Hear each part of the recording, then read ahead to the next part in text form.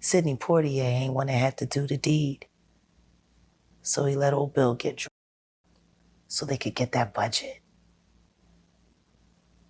Don't forget, the tunnels from Diddy's house led to Hugh Hefner's house. What really does make sense is that Diddy has had a long career of using pussy to trap niggas into making them do what he wants to do or using them to move them out the way. How is Faith Evans any different than Lauren London? How? No difference at all. Struggling artists trying to make their way up, not getting the break that they needed. All of a sudden they stand next to the right guy and then now you know that guy is dead and they're okay for life. Right. You know how many people in the business that happens to? Let's look at Khalees. What makes her any different than Lauren London or Faith? I got a better one for you. So, Camille Cosby.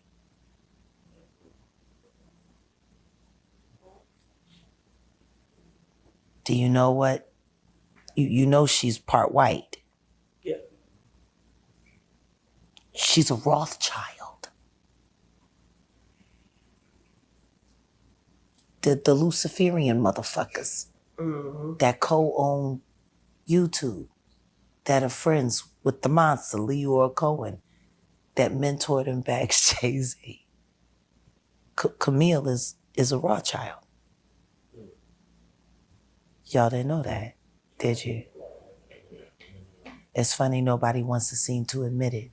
Or the oil that was supposed to have been under that property that was sold through a private this or a private that and so on and so on and so forth.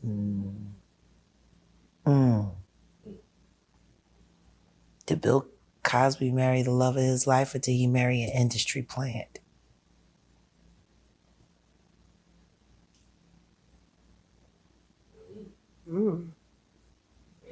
Other question. Everyone knows Bill Cosby is a villain now, but does anybody know whether or not he was a victim? Ooh. Because butt breaking has been around for a long time.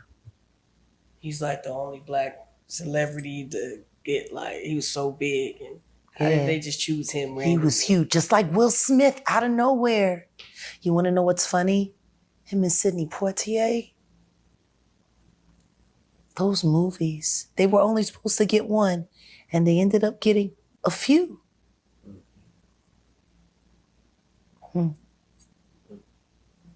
Picture this, hypothetically. Sidney Poitier ain't one that had to do the deed. So he let old Bill get drugged so they could get that budget. Don't forget, the tunnels from Diddy's house led to Hugh Hefner's house. That naked pool was down there long before Diddy was able to buy a home. It was Hugh Hefner's house where most of the offenses that the women accused Bill Cosby of took place. At the Playboy Mansion.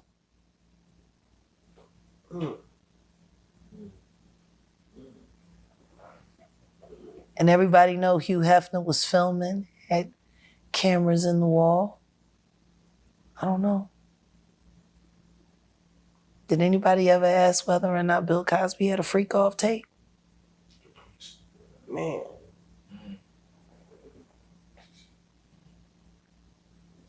Next thing you know, his son is dying. Next thing you know, all kinds of weird things keep on happening.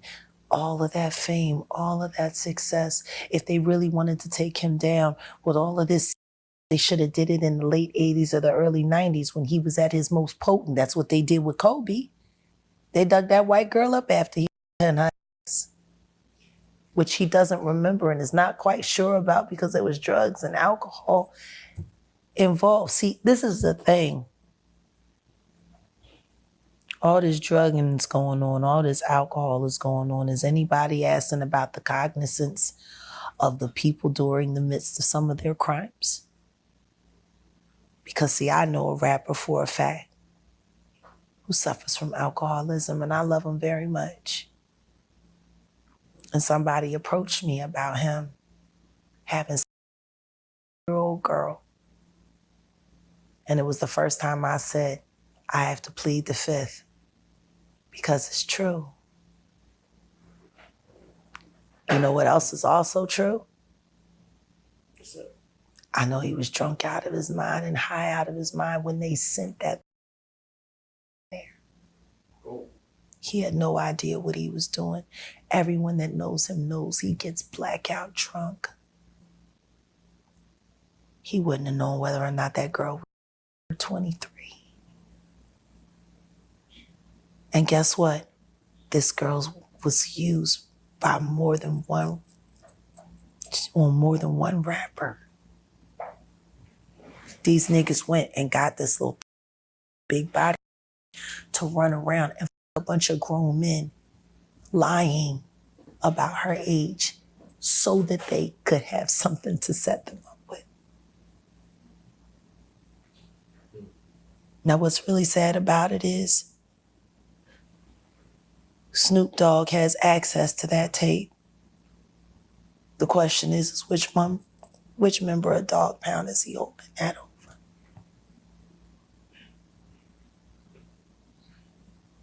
Because he's holding it over one of them for sure. Damn. I tell you one thing, if I ain't want nobody to dime me out for helping set up Tupac to get killed, having somebody on tape committing statutory rape, and there's nothing they can say about it or do about it. Or the fact that that person has been an alcoholic so long, maybe nobody realized the reason why is because he's trying to kill himself.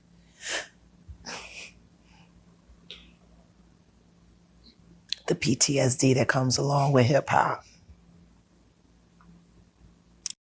All of them. Mr. Rothchild, how you doing, sir? Can you tell us what went on at the Bilderberg meeting this year? Sorry? Could you tell us what went on at the Bilderberg meeting this year? I didn't get that, actually, no. The Bilderberg? You weren't there? No. Not this year. What went on last year? No, I wasn't there last year. I think that was my cousin. Your cousin was there? Yeah, I think so. Okay. Good night. Do you have a couple minutes for us, Mr. Rothchild? We have a few additional questions. I was definitely a question inside of, as I was saying, that the Federal Reserve is one of these organizations. I know, it's one of these organizations that a lot of people say is the source of main products all across the world because it's a private bank. That was started by your family. No, it's completely untrue. I was asked that earlier. It really isn't true. No. Jekyll Island? Jekyll Island, 1913, sir. I mean, but sir, just one thing. We could go on about how, your family committed all these acts against society, but we just want to let you know the New World Order has no legitimacy. And that we as a people are not afraid, and we are waking up to the robber barons and the big banksters who are looting this economy with the Federal Reserve. Well, we just want to let you know the New World Order has no legitimacy. And that we as a people are not afraid, and we are waking up to the robber barons and the big banksters who are looting this economy with the Federal Reserve. well, The Rothschilds family did start the federal, they divided Europe first, took over Europe, the Napoleon. don't exaggerate. No comment on that, sir? After hearing a singular piece of music, Baroness Nico de Koningswater, daughter of the Rothschilds dynasty, abandoned her gilded cage to become a patron saint to the high priest of jazz, Thelonious Monk, and a muse to countless other musicians. More than just a groupie, she was a freedom fighter and a philanthropist who made scandalous headlines for kicking race and class norms in the shins. Let's set the record straight on the bebop Baroness who went where the music called her. Baroness Nika Rothschild ruled over the Stanhope Hotel in New York City, but people didn't realize she kept disturbing secrets locked up in her rooms. But one rainy night in 1955, a troubled man showed up at her door. Within hours, all of her secrets were out, but more on that later. Kathleen Annie Pananka Rothschild, known as Nika, was born on December 10, 1913, to one of the wealthiest banking dynasties in the world. Parents Charles and Rosica already had children Victor, Miriam, and Liberty, but as only sons could go into the family business, they were counting on a boy to give them a spare for their pre-existing heir. Don't worry, they got over it. Nika told everyone that the inspiration for her name was a butterfly her father, an amateur entomologist, discovered while visiting her mother's Hungarian estate. She knew full well the bright yellow and maroon-colored Eublema punnanica was, in fact, just a stylish moth. Nika's uncle Walter turned the family home into a natural museum and petting zoo. He owned a vast collection of exotic specimens such as stuffed giraffes, dodo skeletons, and here's an image, bird skins. He also kept live deers, kangaroos, emus, and if he didn't feel like taking a zebra-drawn carrot somewhere, he could always ride his giant pet tortoise. Their upbringing may have seemed wild and unconventional, but it came with a dark side. While Victor was at boarding school, Nika and her sisters lived in a Groundhog Day-style loop of basic studies, bath time rituals, and a constant diet of boiled fish and eggs. They only wore white dresses that had to stay that way, so basically, anything fun was off limits until Charles came home on the weekends. That's when he took them exploring, let them climb trees, and taught them to love music. They had no idea that inside, their doting father was struggling. Nika's father, Charles, suffered from depression, which worsened after a battle with the Spanish flu. All he wanted to do was stay home and study nature, but mounting responsibilities at the bank led to nervous breakdowns. Visits to sanatoriums failed to improve his mental health, and in 1923, he took his own life. 9-year-old Nika learned there was a high price for not being true to oneself, and she was determined never to pay it. At 16, Nika's nursery sentence was up, and she was ready to have a good time, socializing respectably in the evenings before sneaking friends into the attic for booze-soaked jazz binging parties, otherwise known to the in-crowd as corridor creeping. Rosica was anxious to curb Nika's blossoming wild ways, but her solution was less than ideal. Rosica sent Nika to a finishing school in Paris, run by a pair of lecherous mistresses who charged a fortune to teach her little more than how to wear lipstick and ward off their groupie advances. After graduating, she and her sister Liberty toured Europe, visiting cousins and having a blast. But there were also some bumps in the road. Nika and Liberty's popularity kept them in constant social demand, but they soon learned that their name made them targets. In Vienna, a conniving countess thought she could get her hands on all the Rothschilds' money by announcing Nika's engagement to her son in the paper. Problem was, Nika barely knew the guy. They only met a few times at a riding club. If the countess thought she could simply embarrass Nika into the marriage, she was out of luck. Rosica read all the foreign papers and was quick to publish a scathing rebuttal. Nika and her brother Victor were especially close. They shared their father's passion for music, so he took her to his lessons with jazz pianist Teddy Wilson. He taught her to drive and bought her a sports car for her 18th birthday. He also got her to take flying lessons with saxophonist Bob Wise. Nika's life was picking up speed. Nika had an early soft spot for musicians. At 21, her first love was a charismatic bandleader named Jack Harris. Reflecting on their relationship 55 years later, she said she could remember everything about him, including his phone number. At lunch in France in 1935, Nika met a handsome Jewish widower, Baron Jules de Koenigswarter, a mining expert with a bank and fellow aviator. He knocked her goggles off when he took her straight from the restaurant to Le Touquet airfield to continue their first date. Jules may have had game and his own plane, but still, Nika had doubts about their compatibility. Jules could be daring, but he was a stickler for rules and regulations, which is why Nika nicknamed him the Commander-in-Chief.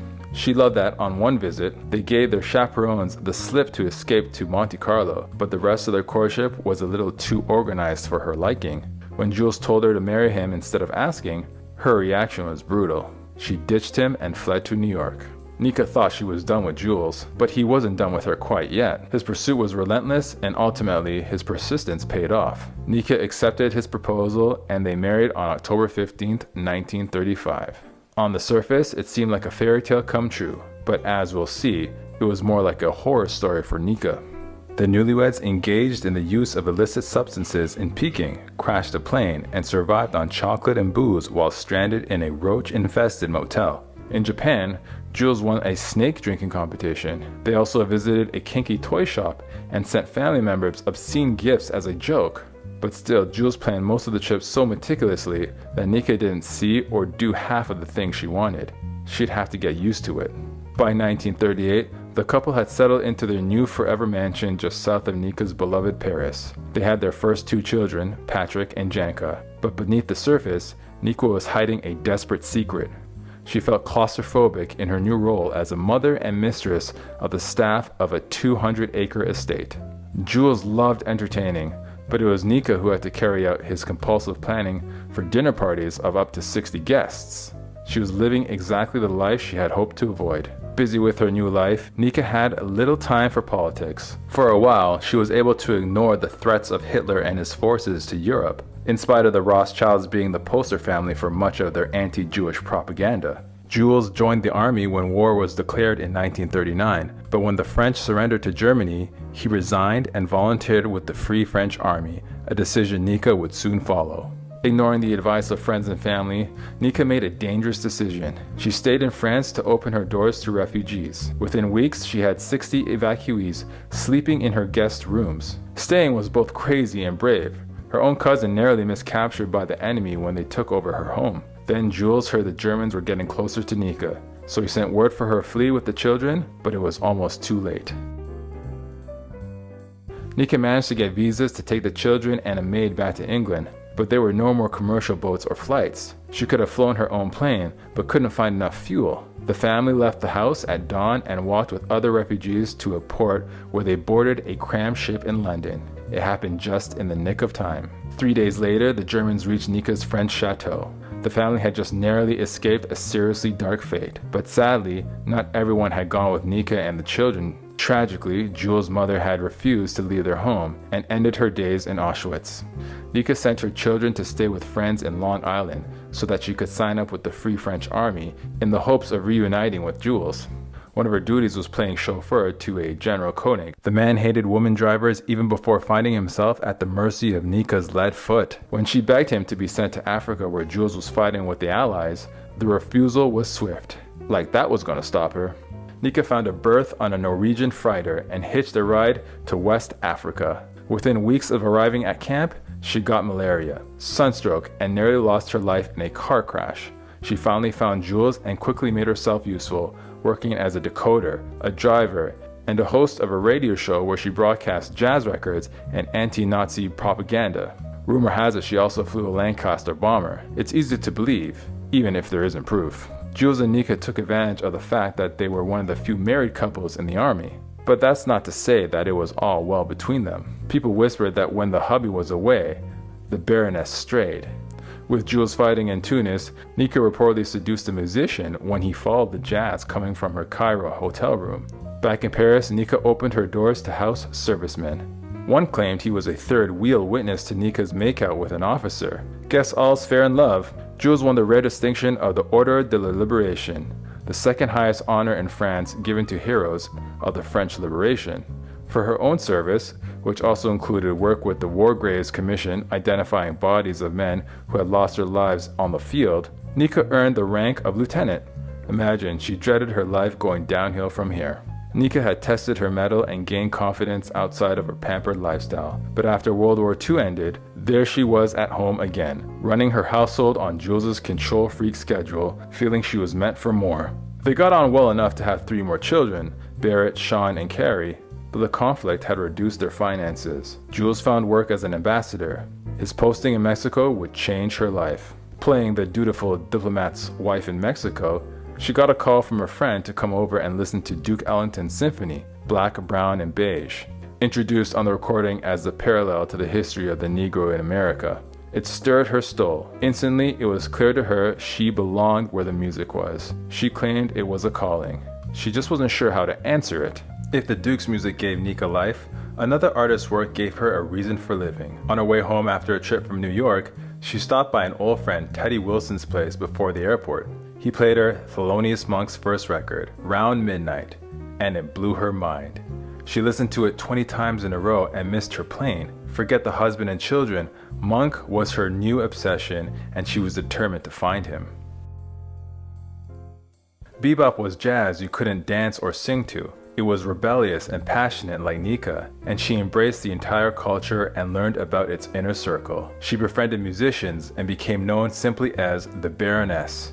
She offered artist support and got their instruments out of hock, drove them to gigs, and helped them pay rent.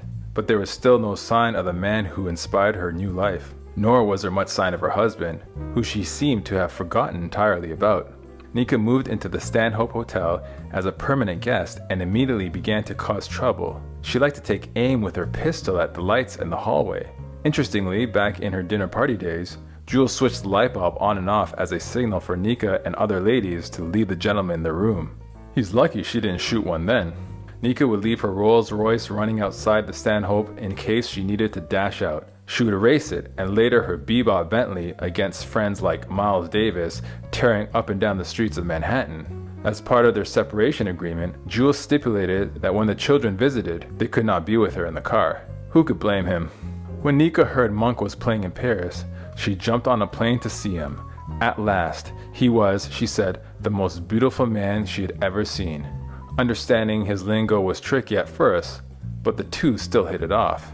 They had such a ball in Paris that Nika rented the Royal Albert Hall in London so he could headline a series of jazz concerts. It didn't happen because she couldn't get the permits, but Nika vowed to make Monk a household name. The reason Nika hadn't found Monk in New York was that he couldn't play there. He lost his cabaret card in 1951 when he took the blame for a friend's narcotics stash. Nika fought tirelessly to have it reinstated, though it didn't happen until 1957. Monk resented watching artists he influenced gain popularity while he could not. So did Nika, but were her efforts on his behalf driven by love? There was a lot more to their relationship than meets the eye. Monk's son, Toot, thought Nika was in love with his father. He was a good-looking cat and she was a hottie. But there were never any signs of affection other than kisses on the cheek. When asked if they've ever slept together, Monk said, "Why would I do that to my best friend?" If nothing else, they were kindred spirits. Nika loved his genius and he loved her for it. Besides, he had a wife. Monk's wife Nellie had to work hard to support her husband and children. When Nika pulled up to their San Juan district apartment in her Rolls, it was a blessing in a leopard fur coat. The woman agreed to share the load in caring for Monk. Sometimes they'd step out together. Nellie on Monk's left arm, Nika on his right. Monk adored his wife and Nika respected that. Nika's relationship with Monk solidified her reputation in the jazz world. She was far more than a groupie, and Monk was pretty proud to have a Rothchild on his arm. Sometimes big Hollywood stars would show up at the clubs, but they weren't who musicians were trying to impress. When she was in the audience, word would spread, "Play well, the Baroness is out front." Like Nika's father, Monk had mental health issues, and the consequences were terrifying. Sadly, being an addict exacerbated them. He had wild mood swings and would go days without sleep. Nellie would call Nika to help when Monk was on a destructive bender. He once tried to leave an airplane mid-flight. Nika would laugh and say with Monk she'd been in more nut houses than you would believe. Nika generally moved from one hotel to another. Noise complaints and Monk's habit of wandering into rooms that weren't his were the usual reasons. With Victor's help, she finally bought her own large home in New Jersey, overlooking the Hudson. But she was more interested in filling it with cats than furniture. At one count, she had 306. Monk hated cats, but that's where the Steinway was. On October 15, 1958, Nika, Monk, and a musician named Charlie Rouse were driving to a gig in Baltimore when Monk asked Nika to pull over so he could use the restroom. West of the Mason-Dixon line, segregation was still common, and it was a while before they found a motel with an all-welcome sign. Monk used the facilities while Nika and Charles waited outside, but when he asked the desk clerk for a glass of water, she panicked and called the authorities. Monk was in the back of a car when an officer pulled up and asked him to step out. He ignored the request while Nika explained who he was. She thought they'd been free to go, but she was dead wrong. More officers showed up, dragged Monk out of the car, and beat him unconscious. She begged them to stop, pleading with them to be careful of his hands. A search of the car, conducted only after Nika asked what the charges were, turned up marijuana. She lied and claimed it was hers. The judge threw the book at Nika on April 21, 1951. She had to pay a $3,000 fine and serve a 3-year sentence in prison, to be followed by deportation. Her family hired a lawyer who immediately filed an appeal, and Victor posted her bail. For 2 years, the threat of jail and exile hung over her. Finally, a judge dismissed the case on the technicality that officers hadn't followed proper search procedures. By the 60s, Monk had gained widespread recognition, but exhaustion, substance misuse, and a grueling tour put him in a brief coma and led to mental breakdowns. Unfortunately, this had a devastating side effect. Nika fought Nelly over his treatments. When Nelly wanted him on a juice diet, Nika stuck him steak. When she signed Monk up for electroshock therapy, Nika blew the bank on alternatives. Nelly got fed up with the interference, and soon Monk was fed up with Nelly. In 1972, he moved in with Nika for good. Monk suffered a massive heart attack in February of 1982. At his funeral, Nika and Nelly sat together in the front row of the church as mourners paid respects to them both. Nelly and Monk's children rode with Nika instead of in the family limo during the funeral procession. But along the way, the car broke down. Nika and her famous bebop Bentley stayed on the side of the road while the cortege continued. A sad ending to this chapter of her life. Nika's favorite hotel, the Stanhope, was segregated, but Nika refused to sneak friends up to her room and walked in with them openly. She kept a piano in her suite for Monk and others to play, and sometimes jam sessions got rowdy. There were complaints that many of her guests were users, and this was true. The hotel tried to get Nika to vacate by increasing her rent and moving her into smaller rooms. Soon she'd have no choice. Jazz legend Charlie "Bird" Parker was a notorious addict. He was in a shocking state when he knocked on Nika's door on the rainy night of March 12, 1955. His feet were swollen, and he was suffering from liver damage and stomach ulcers. Nika was still negotiating separation terms with Jules, and her daughter Janka was staying with her. She could have understandably turned Parker away, but she didn't. Sadly, things were about to take an even darker turn. Nika bypassed the hotel's on-call doctor and asked her personal physician to come to check on Parker. The doctor prescribed an unknown treatment and then left Parker to Nika and Janka's care. He was sitting on the couch watching a variety show on TV, and just as he started to laugh, he suddenly choked and died. Nika swore that she heard a clap of thunder at the same moment. A great was gone and more trouble was to come. The event thrust Nika into a harsh spotlight of suspicion. Why did it take 48 hours to report Parker's death? Nika said this was because she wanted to tell his estranged wife first, but skeptics jumped with questions. Why did the medical examiner come to her room? What was with the mislabeling his body and leaving it in the morgue? Some suggested there were sinister reasons behind it. One wild theory said Nika needed time to cover up a murder. A fight between her lover Art Blakely and Parker ended with Bird shot in the stomach. Nika's great niece Hannah Rothchild said she once received an email from a woman claiming she witnessed Nika shoot Parker. And why? The woman said. Nika disliked addicts. Given her chosen lifestyle, this doesn't really ring true, but the truth doesn't always sell papers. Headlines like "Bird dies in Baroness Boudoir" painted Nika as a wicked temptress who preyed on vulnerable souls. Famous columnist Walter Winchell had a hate-on for Nika and vilified her mercilessly as a dealing hussy. Parker would have collapsed on the street if not for Nika, but she paid a cruel price for her kindness. The Stanhope evicted her, and authorities harassed her, and Jules finally filed for divorce. At 69, Nika could have gone to live with family, but she opted to stay with her cats and a musician named Barry Harris. Far from becoming a homebody, she remained a night owl, continuing to visit clubs and follow new music. Clint Eastwood sought her out to consult on his 1986 Charlie Parker biopic, Bird. Initially, she thought the actress playing her looked like a constipated horse, but by the premiere, she was cool with how the picture turned out. Nika asked every musician she met to tell her the 3 things they wanted most, and her children published those interviews in The Musicians and Their 3 Wishes. Miles Davis answered, to be white, Louis Armstrong, to live 100 years, and Monk, to have a wonderful friend like you. She gave so many all she had, and they thanked her in the best way they could, naming and dedicating at least 20 songs inspired by her, including Monk's Panonica. In November of 1988, Nika had a triple aorta coronary bypass. She hoped to make a full recovery, but after 74 years of hard living, a few car crashes, and even a brief bout of cancer, her heart gave up. In her will, she requested that her family cremate her body, hire a boat, and scatter her ashes in the Hudson River, with the specific instruction that it should be done around midnight. Born into a world of opulence, Baroness Panonica Rothchild, known as Nika, led a life as dazzling and turbulent as the jazz music she adored. From her early days at the Grand Tring Park Mansion, to her rebellious escapades, to fighting for the Free French forces in Africa, and her eventual immersion in the vibrant, often controversial jazz scene that saw her accused of murder, jailed, cast out by her family to eventually becoming the patron saint of many struggling Black musicians who would immortalize her in more than 20 songs. Nika's journey was nothing short of extraordinary. Her childhood, shadowed by her father's tragic death and strict upbringing, set the stage for a life of defiance and independence. The bebop princess, as she would be called, shattered societal norms, championed racial integration, and supported struggling artists with unwavering loyalty. Her story is a testament to the power of passion and resilience, painting a vivid portrait of a woman who lived life on her own terms, leaving an indelible mark on the world of jazz and beyond. Join us this week as we look at the remarkable life of Baroness Rothschild. Panonica Rothschild, born on December 10th, 1913, into a family whose wealth surpassed that of kings, belonged to a dynasty with banks that financed monarchs and governments.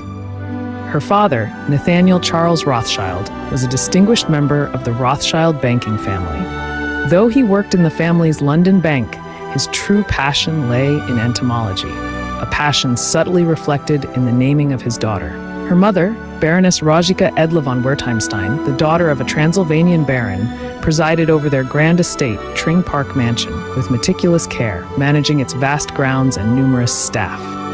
Charles and Rosika had 4 children: Miriam, known as Liberty, Victor, Elizabeth, and the youngest, Panonica. She despised her given name, often telling the unaware that she was named after a rare butterfly, when in fact she was named after a Hungarian moth.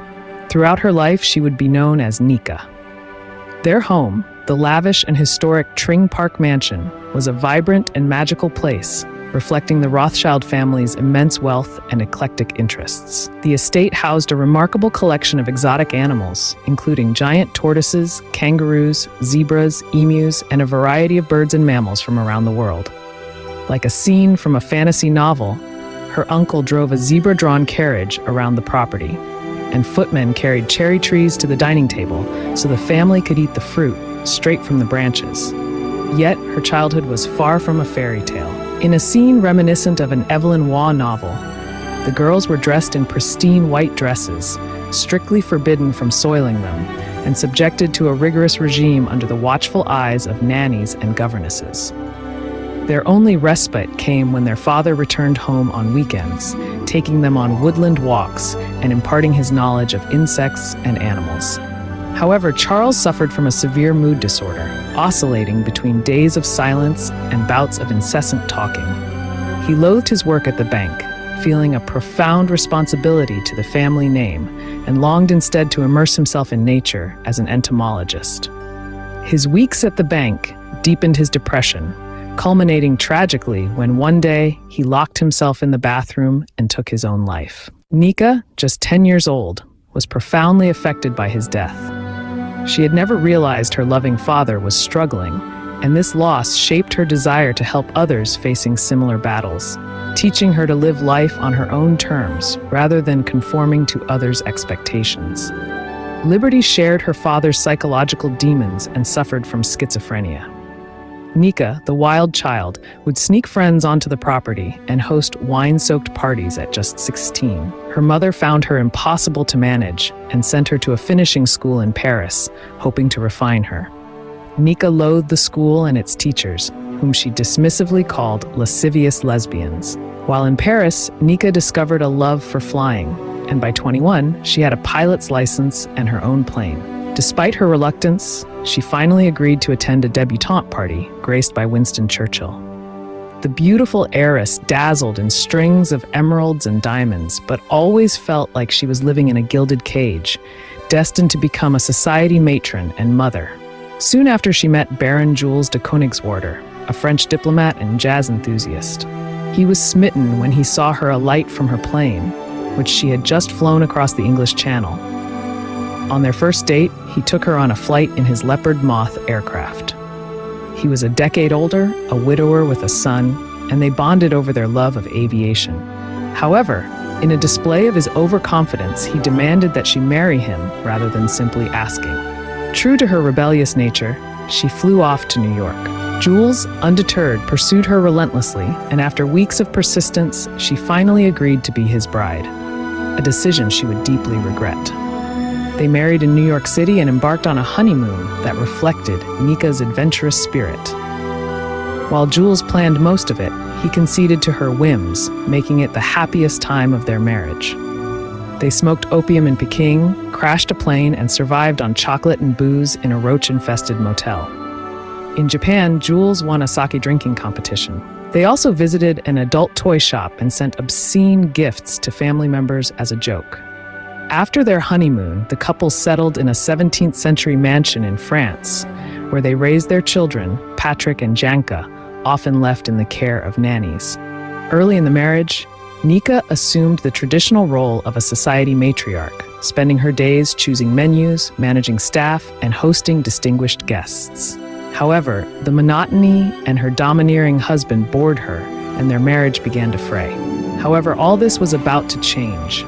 When the Germans were on the verge of taking control of France, Jules joined de Gaulle's Free French forces in the Congo. Nika, a prime target as a Jew and a Rothschild, refused to leave France, opening her doors to refugees. Within weeks, she had 60 evacuees sleeping in her guest rooms. As the Germans closed in, Jules warned her that they had to leave immediately. The family left at dawn, walking with other refugees to a port where they boarded the last ship to London. Tragically, she begged her mother-in-law to join them, but she refused to leave her home and later perished in Auschwitz. This move likely saved Nika's life, as many of her husband's extended family and her own mother's relatives were lost in the Holocaust. Drawn into the vortex of war, Nika deposited her children with the Guggenheim family on Long Island and joined the French Free Army. She secured passage on a Norwegian freighter, hitching a perilous ride to West Africa in search of her husband. Within weeks, she battled malaria, sunstroke, and narrowly survived a car crash. Upon finding Jules, she swiftly made herself indispensable, decoding messages, driving, working as a nurse, and hosting a radio show where she broadcast jazz records and anti-German propaganda. Whispers even suggested she piloted a Lancaster bomber. Soon, she earned the rank of lieutenant. In Paris, her home became a sanctuary for Allied soldiers. For her valor, she was awarded France's second highest honor for Heroes of the Liberation. The war rekindled their romance, and back in Paris, they had 3 more children. Yet monotony returned as Jules joined the diplomatic service, moving them to Norway and Mexico. Nika found the role of an ambassador's wife stifling, later calling it complete bullshit. Often absent or late to official dinners, her husband retaliated by smashing her vinyl records, creating a nightly cacophony of breaking records, shouting, and whispering servants. Desperately needing an escape, she was invited to New York to listen to Duke Ellington's symphony, Black, Brown, and Beige, which echoed the history of African Americans, feeling an immediate connection to the music. Instead of returning to Mexico, she visited her brother's old music teacher, Teddy Wilson, who introduced her to Thelonious Monk's Round Midnight. Enraptured, she played it 20 times in a row, missed her flight, and took a suite at the Stanhope Hotel on Fifth Avenue. To the management's dismay, she opened her suite to impoverished African-American musicians. Despite the hotel's segregationist policies, her illustrious name, title, and wealth made them turn a blind eye. Nika purchased a blue Bentley, donned a leopard skin coat, and sipped expensive whiskey from a flask. She became a fixture in Greenwich Village nightclubs, where alcohol and cigarettes were tolerated, but jazz and its musicians were not. In 1954, discovering Monk was in Paris, she flew to meet him, declaring him the most beautiful man she had ever seen. Nika became a patron to struggling musicians, defying societal taboos of race, religion, and class. She was determined to make Monk a household name, becoming his staunchest supporter and friend for the rest of his life. Her husband was infuriated, deeming her lifestyle unbecoming of a mother, a diplomat's wife, or a Rothschild. Nevertheless, anxious to avoid scandal and conscious of the weight of her heiress status, he fumed in silence until an event forced his hand. In 1955, saxophone genius Charlie Bird Parker arrived at Nika's suite, desperately ill with no other place to go. Although aware of the impropriety, she saw his suffering and never considered turning him away. Soon after, he died, igniting a frenzy of public and press speculation. Questions abounded. Why did it take 48 hours to report Parker's death? Nika claimed she wanted to inform his estranged wife first, but skeptics were relentless. Why did the medical examiner visit her room? Why was his body mislabeled and left in the morgue? Rumors persisted that Nika had shot Parker after an argument, fueled by her known penchant for carrying a pistol and her occasional antics of shooting out hotel lights. Nika's niece even received an email from someone claiming to have witnessed the murder, though this person was never identified and no evidence supported the claim. Despite the improbability of such an event, Parker arrived near death and would likely have died on the street had she not taken him in. The fact that a black jazz musician died in a blue blood residence spurred wild speculation and sensational headlines like "Bird in the Baroness's Boudoir." The Rothschilds were aghast, and her husband promptly filed for divorce. Years later, he lamented, "Jazz didn't do my family any good." He received custody of the children, a decision Nika did not contest. Reflecting on her choices, she later said, after hearing Thelonious Monk, "I knew I had to break free from my former bullshit life." The Stanhope, which had previously turned a blind eye, now demanded her departure. Relocating to another hotel, she soon faced the same issue due to segregation policies, which Nika found absurd and ignored. Eventually, she purchased a house in New Jersey with a breathtaking view of the Manhattan skyline. Her home, whimsically named Catville, hosted not only jazz musicians but also 306 felines, all named after musicians. Many were strays Nika had rescued while driving her Bentley, the same Bentley she would drag race against Miles Davis down 7th Avenue. Her neighbors, deeply unhappy with the situation, were met with Nika's typical humor. "You can know which house is mine because it is the only one on the block without a for sale sign." She lavished her largesse on the languishing jazz musicians, using her wealth to establish studios and provide recording funds. She became the patron saint of jazz musicians, though many affectionately dubbed her the Bebop Baroness. Yet, it was the mercurial Monk who became the magnum opus of her life. Like Nika's father, Monk was plagued by mental health issues, and his addiction only amplified the agony. His mood swung wildly. He endured sleepless nights. Nika paid his bills, tolerated his schizophrenia, and was ever present in his times of need. In return, he immortalized her in melodies destined to define the era. One of the times she helped him most was on October 15, 1958. Nika, Monk, and a musician named Charlie Rouse were en route to a gig when Monk asked Nika to pull over for a restroom break. West of the Mason-Dixon line, segregation still reigned, and it took some time to find a motel with an all-welcome sign. Monk used the facilities while Nika and Charlie waited outside. When he asked the desk clerk for a glass of water, she panicked and summoned the authorities. Back in the car, Monk was approached by an officer who demanded he step out. Ignoring the request, Monk incited the officer's ire. Despite Nika's explanations, the officers dragged Monk from the car and beat him unconscious. She pleaded for them to stop, begging them to be careful of his hands. A search of the car, conducted only after Nika inquired about the charges, uncovered marijuana. Although the contraband belonged to Monk, Nika knew that a conviction would strip him of his cabaret card and his livelihood. She bravely positioned herself between Monk and the officers, claiming the drugs as hers. Arrested, she spent the night in jail and faced a 3-year sentence, which was eventually dismissed. By the 1960s, Monk had achieved widespread acclaim, much of which he credited to Nika. But as the decade progressed, his mental health further declined, worsened by heroin use.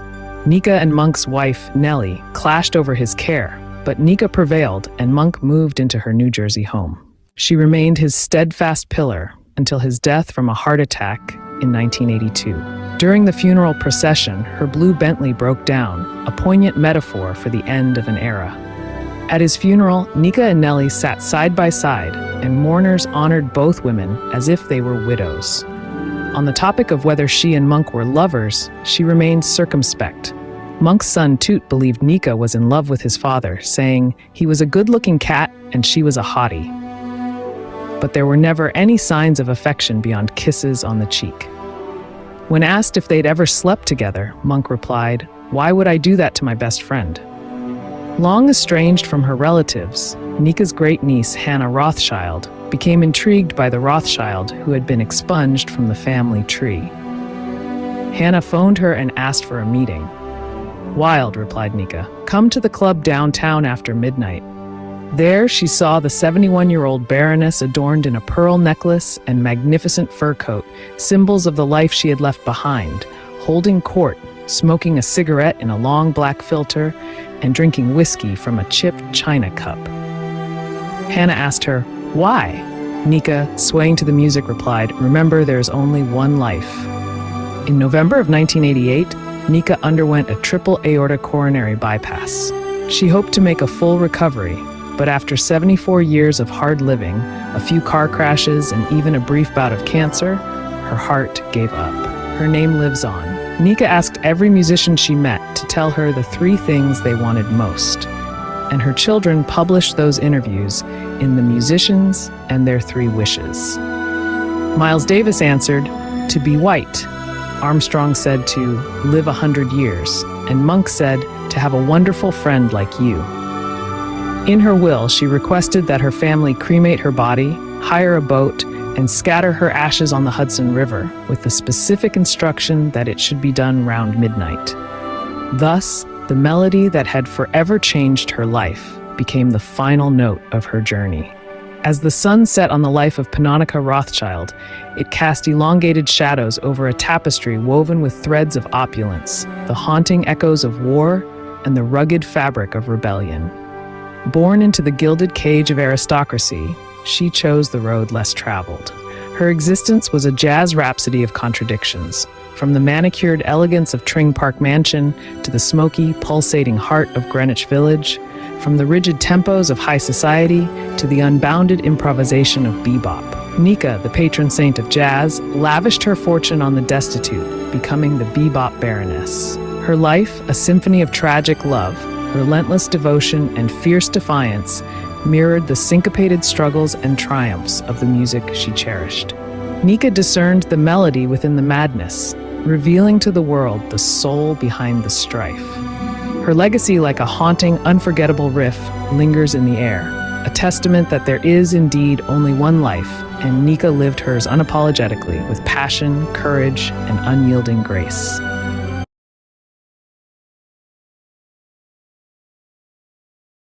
Good afternoon, everybody. Welcome and thank you for joining us today. My name is Lauren Gilbert. I'm the Senior Manager for Public Services here at the Center for Jewish History, which is a collaborative home for 5 partner organizations that together form the largest archive on the modern Jewish experience outside of Israel. A few things before we get started. You'll see that the chat is disabled for participants, so please put your questions in the Q&A box. We'll get to your questions at the end, but you can put them in as we go along, and there's no need to raise your hand. Today's program is being recorded and will be available on the Center's webpage and YouTube page within a week or two. And if you registered for today's program, you will receive an email with the link to the program recording. If you'd like to view the automated captions for this program and you're not seeing them, you can click on the closed caption or CC button at the bottom of your screen. All right, well, let me introduce Natalie and we can get started, and we'll be wrapped up within about an hour. So Natalie Livingstone was born and raised in London. She graduated with a first-class degree in history from Christ's College, Cambridge in 1998. She began her career as a feature writer at the Daily Express and continues to contribute to Tatler, Harper's Bazaar, US Vogue, The Wall Street Journal, Elle, The Times, and The Mail on Sunday. Her first book, the Sunday Times bestseller, The Mistresses of Cliveden, which tells the story of 5 extraordinary women who inhabited a remarkable house, has been optioned by Carnival Films, the television drama company behind Downton Abbey. Her second book, The Women of Rothchild, which is what we are discussing today, was published in November 2021 to widespread critical acclaim and has also been optioned for TV. We can put a link in the chat to purchase the book on Amazon. Of course, you can purchase it from your favorite independent bookseller as well. But it's this book that brings Natalie here virtually today to discuss it. So let me start screen sharing and we can get into our conversation. Thank you so much for joining us, Natalie. Oh, it's an absolute pleasure to be here. I hope everyone can hear me okay. Well, I can, so I'm assuming that they can as well. We'll take that as a good sign. Yeah. Why don't we start off? Can you tell us how you came to write this story? I know your first book was a history of women as well. So how did you come to this story? Well, I was absolutely fascinated by reclaiming these stories that haven't been told before. And it really became something of a passion for me. And my first book was about the stories of 5 women from Cliveden in the UK. And this book really captured my twin passions of the study of female history and the study of Jewish history. And it became a journey of passion and discovery. And I can go on about the sources that I first came to that really ignited my interest. If you want me to. Well, yes, as a librarian, I always start these conversations with asking about the research process, because I know I think in your introduction to the book, you talk about how they wrote endless letters. So can you tell us how you actually found the sources and where you went? Well, Charlotte Rothchild wrote, "We Rothschilds are inveterate scribblers," but I had no idea when I the project just how much it was. An article that really my interest was an article written by Miriam Rothchild, and it was written in 1994 for an exhibition in Frankfurt to mark 200 years since the birth of the founding father of the Rothschild dynasty, Meyer Amschel Rothschild. And in this article, Miriam speaks about the women of her family, and she says 2 very interesting things. First of all, she cites A9E Shepherd, the Jewish historian and writer, who says that in the whole story of Jewish literature, women are a footnote in Jewish history, which I found fascinating. And Miriam said nothing could be more true than for her own family, in which the women formed a parallel, separate little world. And I was absolutely intrigued by what this parallel, separate little world was. And all of a sudden, years of history that I'd assumed that I knew about and stories that I assumed were true were just blown wide open to me. And it enabled me to look at the history of Judaism and specifically of this family in a completely different way. And so began my journey of discovery, which started in Frankfurt, where the family began, originally in the Frankfurt ghetto. Oh, well, that brings us to our next slide. Can you talk about the ghetto in Frankfurt? Where the family originated? Yes, absolutely. I mean, it's hard to imagine it now because the name Rothschild is synonymous with such wealth and great houses and beautiful marbled hallways and fine wine and exquisite art. But actually, the origins of the family were far more prosaic than that. The family were born into the Frankfurt ghetto, which was really the most horrendous cradle for anyone to be born in. It was dark, it was crowded. Since 1462, the Jews of Frankfurt had been confined to a strip of land, a very narrow strip of land that curved along the edge of the city's eastern fortifications. And this was called the Judengasse, which was the Jews' lane. And this is where Frankfurt's Jews were born, into this densely crowded, packed houses. And the boundaries of this world had been rigidly fixed by the city council centuries before. So the freedoms of the Jews, and the Rothschilds were no exception, were heavily circumscribed. There were specific laws called the Statigkeit, in which Jews had to perform really humiliating daily rituals. They were forbidden from leaving the ghetto at certain times. If they were to encounter a Gentile, the Gentile was quite within their rights to enforce the Jew to kneel and say, Jew, do your duties. The houses where these Jews lived was, as I said, so densely packed. By 1642, there were 3,000 people crammed into 200 houses. And over the years, with nowhere else, were forced upwards. And these sort of cantilevered overhangs were constructed to maximize the living space on the same small footprint.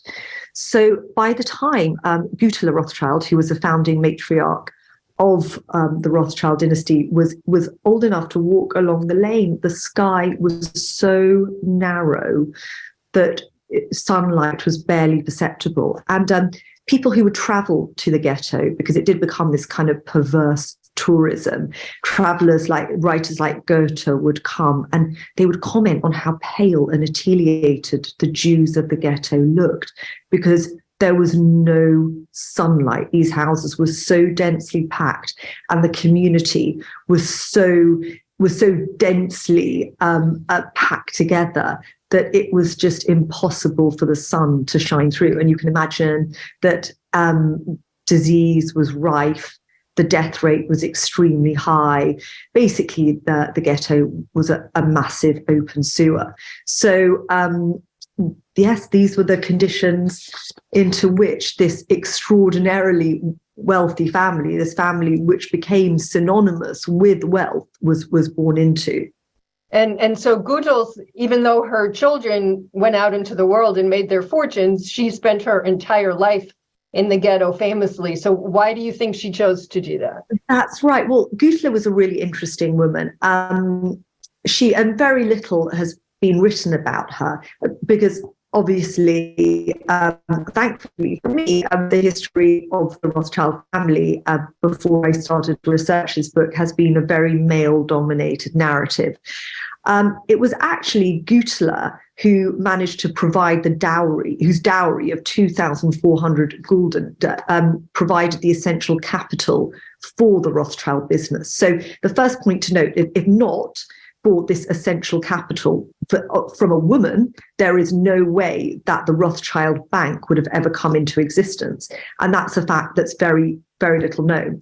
In 1777, Gutela married Maya Amschel Rothschild. They were one of 12 couples who was allowed to marry in the ghetto. That was part of the rules, the Staatigkeit.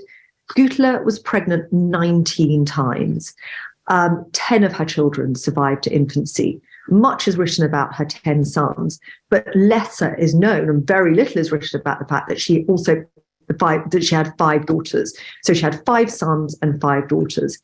And when the Rothschild Bank went into ascendancy, it was decided that Maya Amschel and Gutela would send their 5 sons like 5 arrows to different cities of Europe in which to consolidate and continue and build on the bank's success. So she went from having this incredibly full nest of these 10 children who she had to feed, educate, and really teach the everyday workings of a bank. She really she sent them off, and she tried to be incredibly brave. We've got very few actual sources about Gutela, but the couple of ones that we have are incredibly poignant, and they speak of Gutela sitting at her kitchen table and crying because she missed her children so much.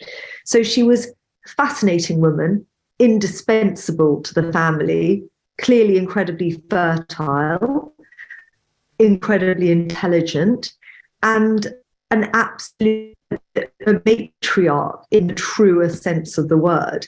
And yet very little, when it comes to the history of the Rothschild family, Maya Amschel is the rock star of the family, and very little, apart from the fact that Gutela had a very productive womb, is known about her. And I hope this book tries to rectify the balance. And before we move on from Gutela and the ghetto, can you just tell people who might not know where the name Rothschild comes from?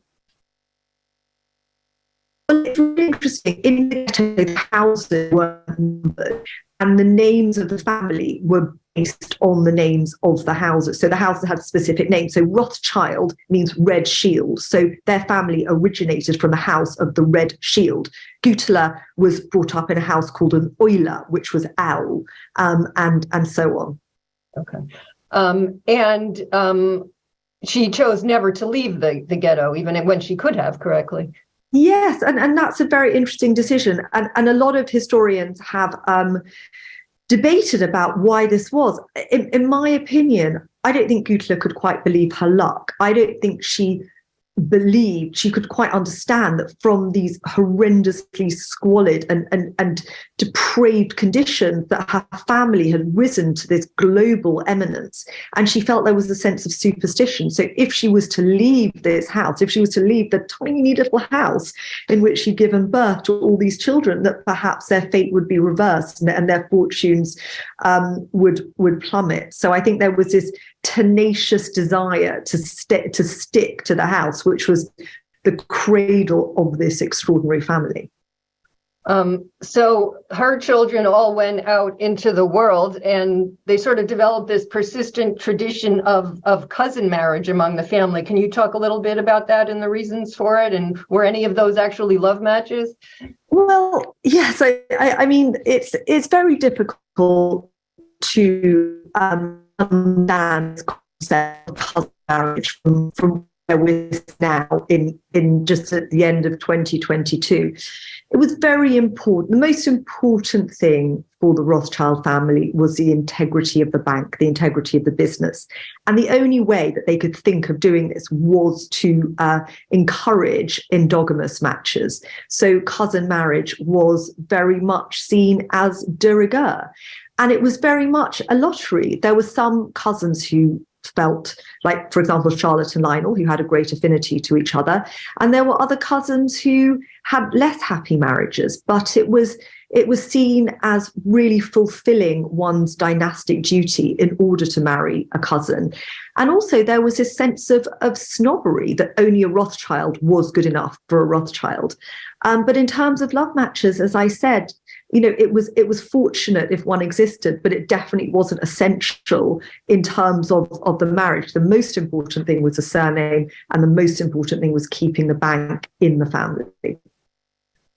So while the women were excluded from the family business, as I learned from your book, the Rothschild women really still managed to exert their influence behind the scenes in various spheres, including politics. So can you talk about their activities in support of Jewish emancipation in England? Yes, absolutely. I mean, I think first, I'd like to say that the origins of the exclusion of the women from the family business lie in the will of Meyer Amschel Rothschild from 1812, in which he forbade any female member of the family from being part of the business.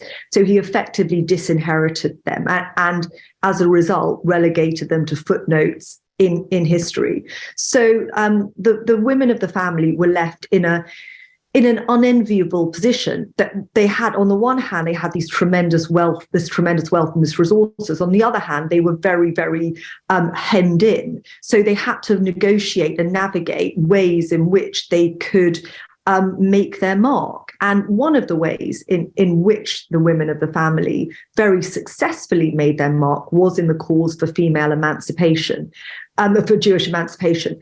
Emancipation was very, very much a cause for the women of the Rothschild family. Nathan's wife, Hannah Barrett Cohen, was a pioneer of this, and she passed the baton to her daughter-in-law, to the wife of her son Lionel, who became Britain's first Jewish member of parliament. Now, as you can see in this picture, we've got Lionel walking into the Houses of Parliament to take his oath.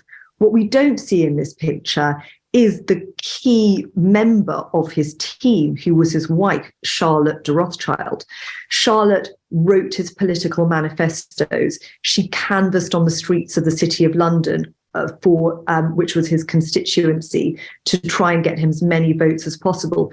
She wrote open letters to the Times. She really was an extraordinary polemicist and a great political thinker. But as you can see from this picture, her contribution has really been completely airbrushed out. So not only was she not able to be watching on the floor as her husband took the seat that she'd worked so hard for him to gain, but she wasn't even in the portrait itself, which I find extremely poignant. Yeah, I mean, I should say there's an exhibit right now at the Center for Jewish History called How Jews Became Citizens, highlights from the Sid Lapidus collection. And a big section of it is talking about the emancipation of the Jews in England. It's a fabulous exhibit. You know, I'm familiar with the collection that it's based on and the documents that are incorporated into the exhibit.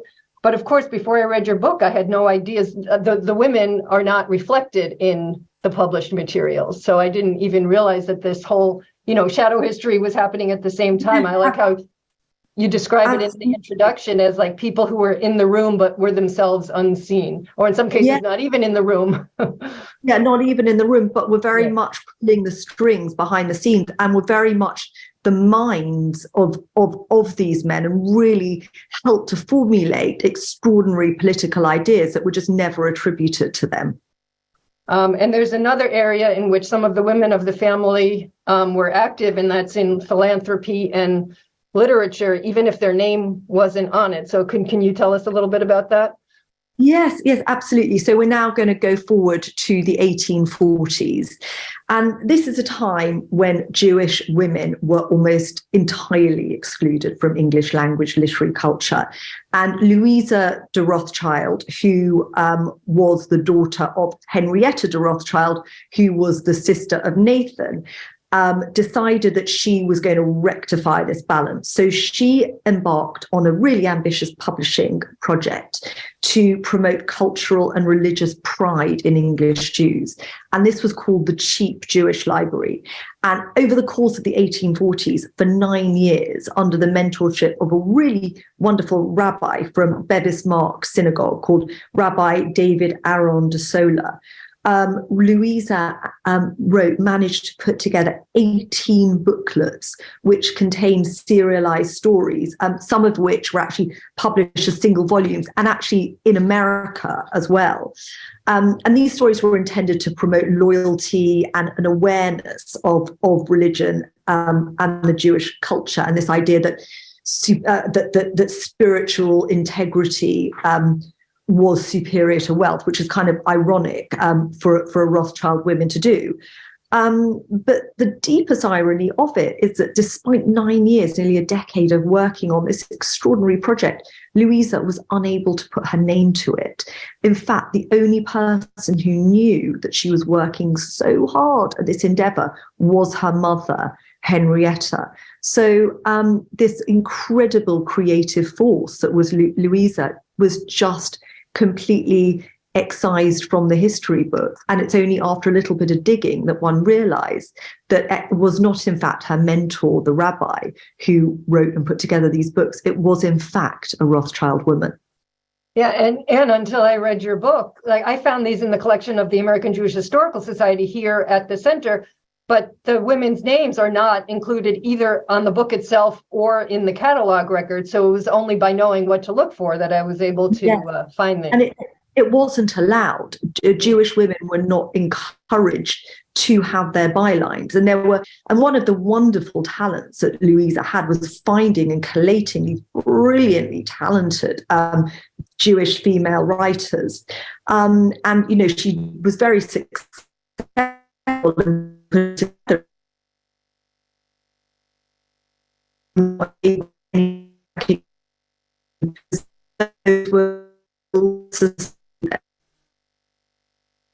you're kind of coming in and out, Natalie.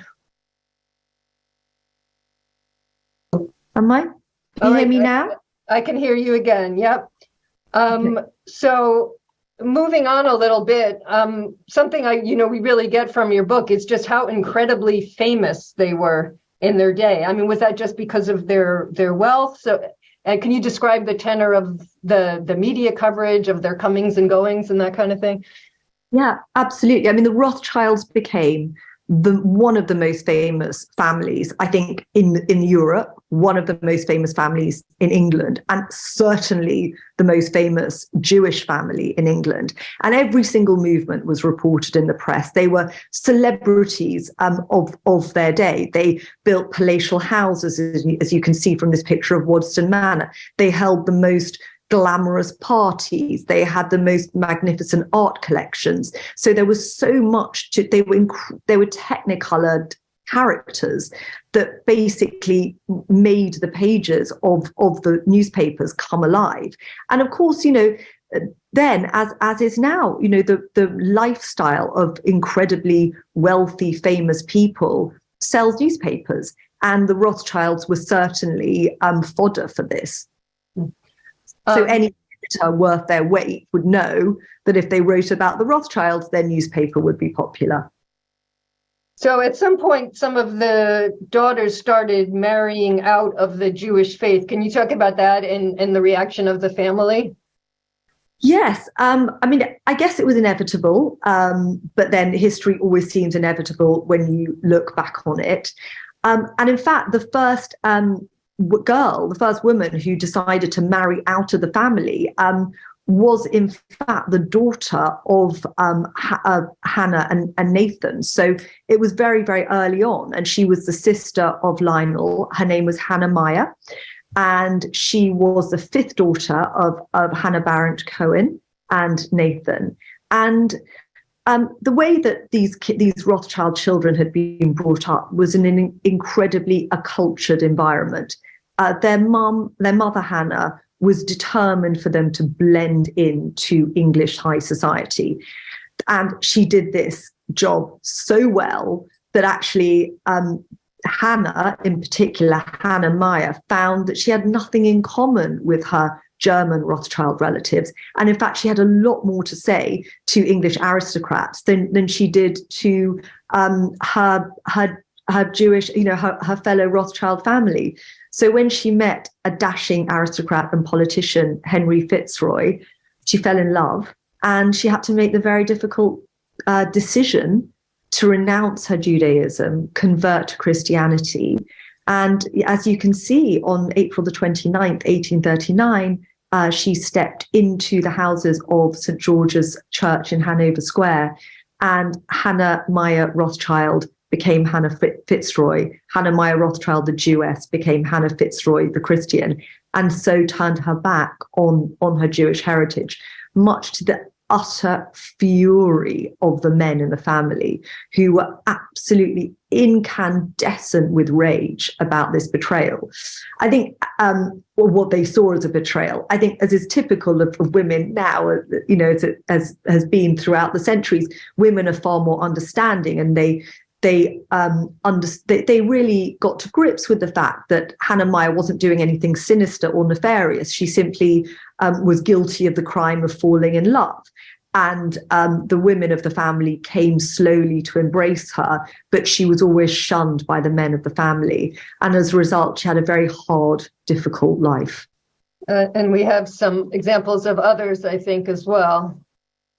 Was this her daughter? This was her daughter, who is a fascinating character in her own right and really merits a biography of her own. Hannah had two children. Her son, unfortunately, died in a riding accident. And that was almost seen, when this happened, Hannah very much felt that it was some kind of divine retribution for turning her back on Judaism. Her daughter, Caroline Blanche, who was known as Blanche, was born into very difficult circumstances because she was neither a Christian and she wasn't a Jew. So it was very, very difficult for her to find her place. Where actually Blanche did find her place was in the art scene, and she was an incredibly talented poet and artist. And in fact, she founded and funded an incredible gallery called the Grosvenor Gallery, which was a rival to the Royal Academy.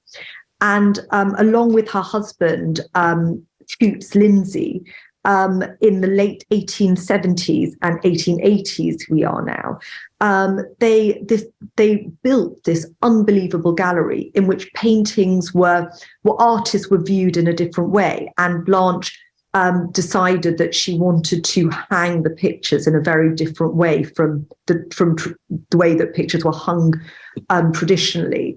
And this really changed the perception of how art was viewed. So the way that when we go into a gallery now, we go into an exhibition and the paintings are hung nice and neatly on the wall next to each other. That's actually Blanche's brilliant idea, because before that they were all hung on the ceiling and there was very little space in between each work. So she was a real visionary and a real pioneer. And she set up these fabulous artistic and literary salons on a Sunday, which were really famous, known as her Sunday salons. And she had all sorts of people who came along, from the Prince of Wales to George Eliot to Oscar Wilde. So she was a true trailblazer. And again, it's a travesty that she's been written out of the artistic canon. And I think we have some other daughters of the family who married into English aristocracy. Mm-hmm. So here we have Hannah Primrose, Countess of Rosebery, who actually married Archibald Primrose, who became he became Prime Minister, and she funded his campaign. She was at the head. She spearheaded his campaign. She really made her and her husband the epicenter of liberalism, social liberalism in London. And she was devoted to the cause of politics, far less so. And politics really became her religion rather than Judaism. And this one as well. Yeah, so Connie Constance Flower was a really passionate political campaigner. She was perhaps one of the most philanthropic members of the Rothschild family. She did extensive work for Jewish prostitutes, rescue and prevention, prison work. She was the head of the National Union of Working Women. Quite an extraordinary woman. She also fell in love and married a politician called Cyril Flower, who she wrote in her diary was an incredibly beautiful man. And she couldn't work out really at the time why he enjoyed the company of so many other beautiful young men. And unfortunately, it came to her slowly and painfully that she'd actually married someone who was gay. So the kind of love that she wanted from her husband, she was never able to have. And again, it's such a sad story, which is really it's really quite typical of a lot of the Rothschild women. They have so much and they could give so much, but there was so much inherent tragedy in their lives. And although Cyril and Connie had deep regard for each other, it was impossible to sustain a marriage on that basis. And you can see some really painful writings in her diary. And some of her most had deepest thoughts, which were very, very sad. And, you can see in the bits of her diary where she really finds it overwhelming because she just scribbles them out in thick black ink because she couldn't even bear to look at them, let alone anyone else, to see just how miserable and lonely she was. So obviously the 20th century Rothschild women had different opportunities and choices than some of their predecessors. Who are some of your favorite personalities from that era? I guess starting with Rosika. Well, I am a huge fan of Rosika, extraordinary woman. She was Hungarian. She married relatively late. She was in her late 30s when she got married to Charles Rothschild. So that meant she had a very colourful, she was able to have a life before her marriage, unlike a lot of Rothschild women who married in their teens.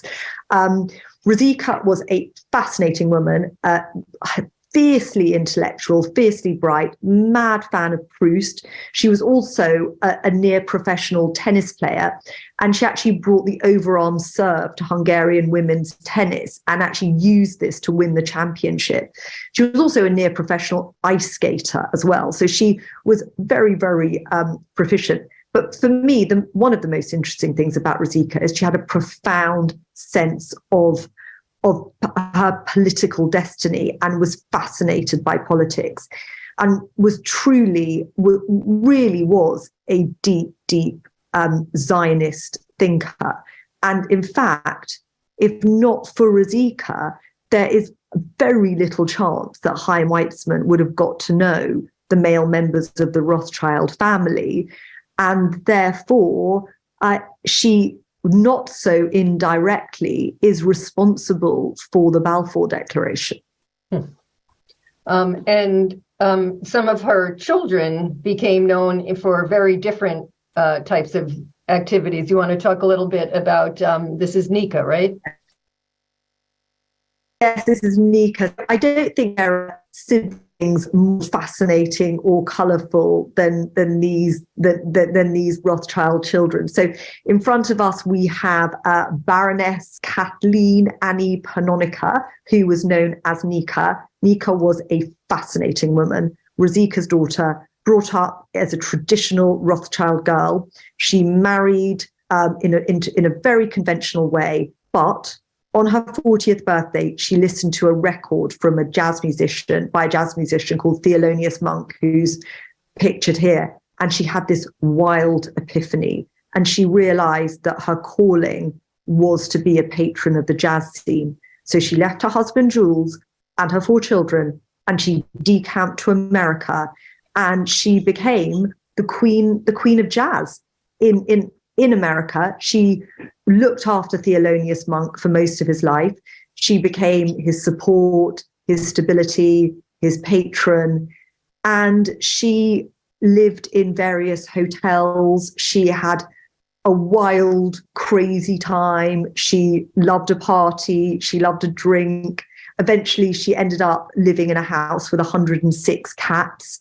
So she really was an extraordinarily crazy, colourful, and just wildly eccentric woman who paved her own way and lived life according to her rules and was totally unashamed about it, which I think is unbelievably inspiring. And her sister Miriam was very notable in her own right, correct? Absolutely. So if Nika was the jazz baroness, Miriam was known as the Queen of Fleas. Miriam was a self-educated scientist.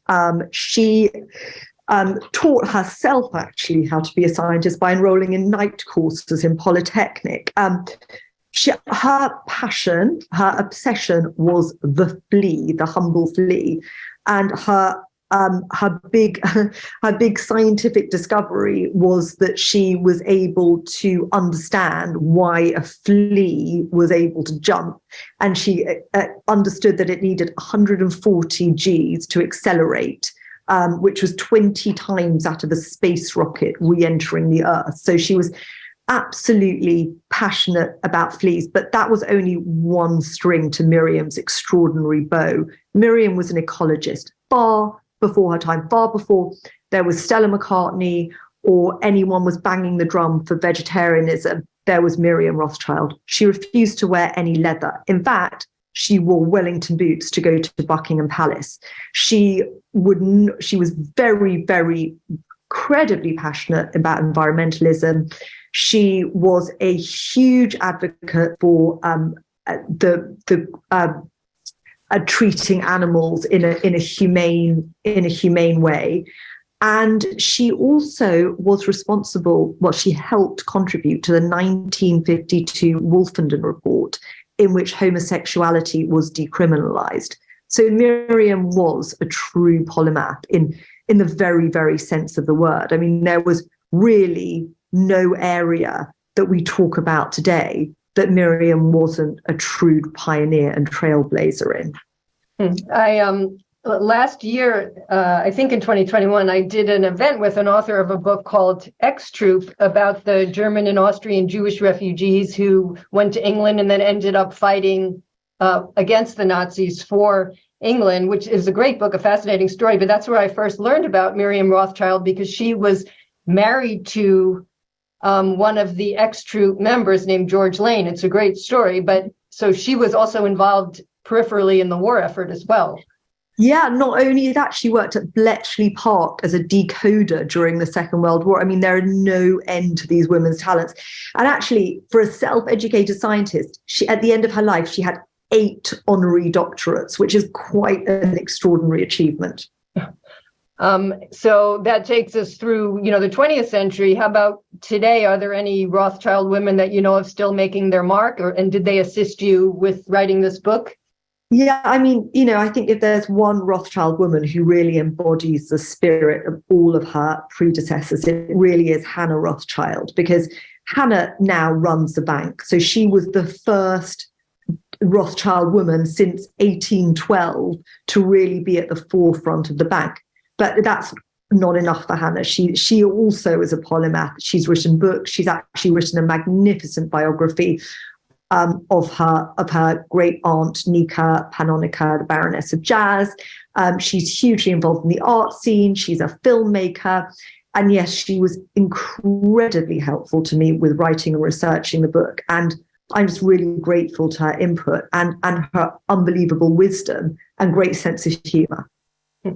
So clearly in this book, you really focus on the history of the British Rothschild women, but they did branch out in other places around the world. So do you feel like there are more books to be written about the other women? I certainly do. And I welcome any brave historian to write any history of the French Rothschilds, the Austrian Rothschilds. It's their books just waiting to be told. Do you know what your next project is? Well, oh gosh, I'm working on it at the moment. I don't know. It will definitely be something to do with women and definitely something to do with Judaism. So I'm actually in the process of writing my proposal at the moment. So let's just hope I manage to, I hope I manage to interest a few publishers and we'll see. Yeah, we'll see.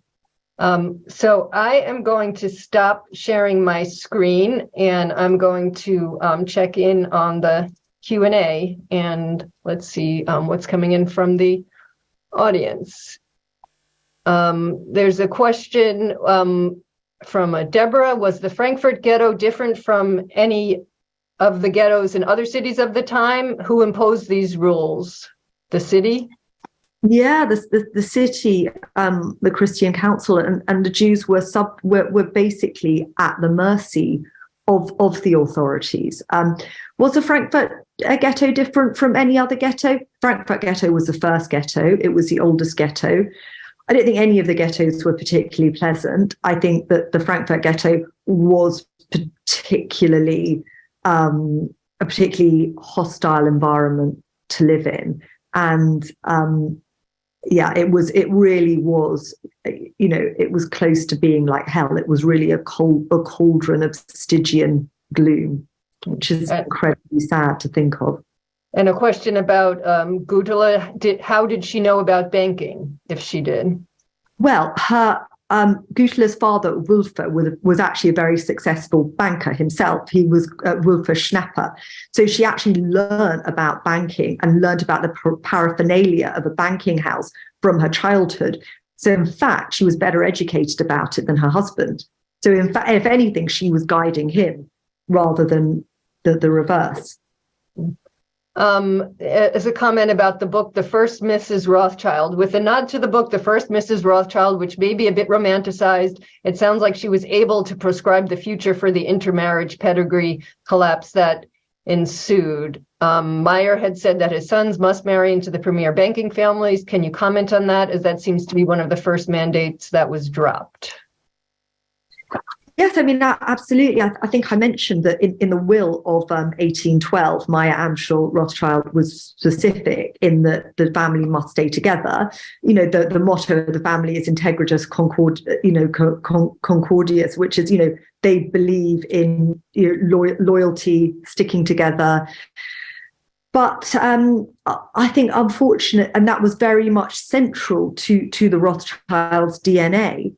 But obviously over time, this became eroded. And because the families were so accultured, because the families knew how important it was to fit in with their host nations and the Christian elites, obviously over time it was impossible for this unity to withstand the force of cultural change.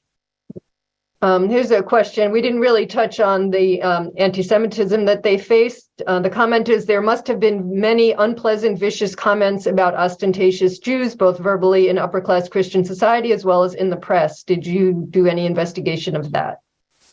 Yes, yes, I did, and it's incredibly painful and upsetting. Charlotte Rothschild, when she was campaigning for her husband to get his seat in Parliament, spoke of the envy, the hatred, and intolerance that she experienced. Anti-Semitic talk was part of the vernacular. Someone in Parliament, it was quite common to introduce someone in Parliament as a fine Jew hater. Even Queen Victoria herself, in her diaries, said that she would really not want a Jew to be a peer. She referred to Jewesses as round-eyed and hooked noses. And this was just something that was part of the fabric of society. But then, of course, there's the background of vicious pogroms. And then we go into the 20th century with the horrors of the Holocaust. So anti-Semitism absolutely is a leitmotif of the history of the family. And I think the family, because of their wealth and because of their status, were always subject to really vicious anti-Semitic attacks. And I think that's still the case today. And I think it's a tragedy of being a Jew. This is a question about the name. Why do some people have the name de Rothschild and others just Rothschild? Well, that's just a matter of choice. So when the Rothschilds were conferred their barony in 1822, they were given the choice of having the particle von or de in front of their name. So the French decided to have de, the Germans decided to have von, and Nathan Rothschild, who was incredibly unpretentious and didn't like any of those kind of grand titles, just said, no, I just want to be Rothschild. This is a question about the catalog entry for the Cheap Jewish Library. Has it been updated to add Louisa and Charlotte's names? That's an excellent question. Not yet. Not yet. That's an excellent question, but at least they've been written into the history books now. But yeah, that is an excellent question and a great idea. Yes. And two questions about the interfaith marriages. Did the women in the interfaith marriages have a choice on whether to convert before the marriage, or was conversion required? And then a question about whether the family accepted the women who married out of the faith eventually, and was the wealth of the family shared? Okay, good points. I mean, there was no choice. I think once a Jewish woman decided that she wanted to marry a Christian, it was either give him up or convert. So there was no middle ground. And I think ultimately, yes, there was some acceptance because it became more and more common, and the family became less and less orthodox as time went on. And yes, the wealth of the family did remain intact. And so, yeah, ultimately, the rules of the will were not adhered to strictly. But I don't actually think it did the family any harm in the end. There's a question about Amschel, who's the patriarch of the family. Did he visit his sons? My Amschel, oh no, he was stuck in the ghetto, definitely not. But the sons used to write back to him often, and they used to send Gutala, their mum, jewelry back through the post system and through the postal system, and beautiful lace caps that she loved wearing. But no, by the time they went away, my Amschel was infirmed, he was old, and I think the idea of leaving the ghetto was a complete anathema to him. I don't think he possibly could have left the ghetto, let alone Germany. There's a question about their interaction with the Warburgs, if there was. I'm not familiar with that. I mean, I'm sure that this is in America now, I imagine. I mean, I haven't read very much, but I could have missed a huge chunk of research. So I'd love to learn more about that if possible. Do you know if any of the women interacted with George Eliot? Do I know if any of the women? Well, I know that Eliot. I need to actually check back on my notes. I think there is some interaction. She wasn't one of the writers in the Rothschild circle.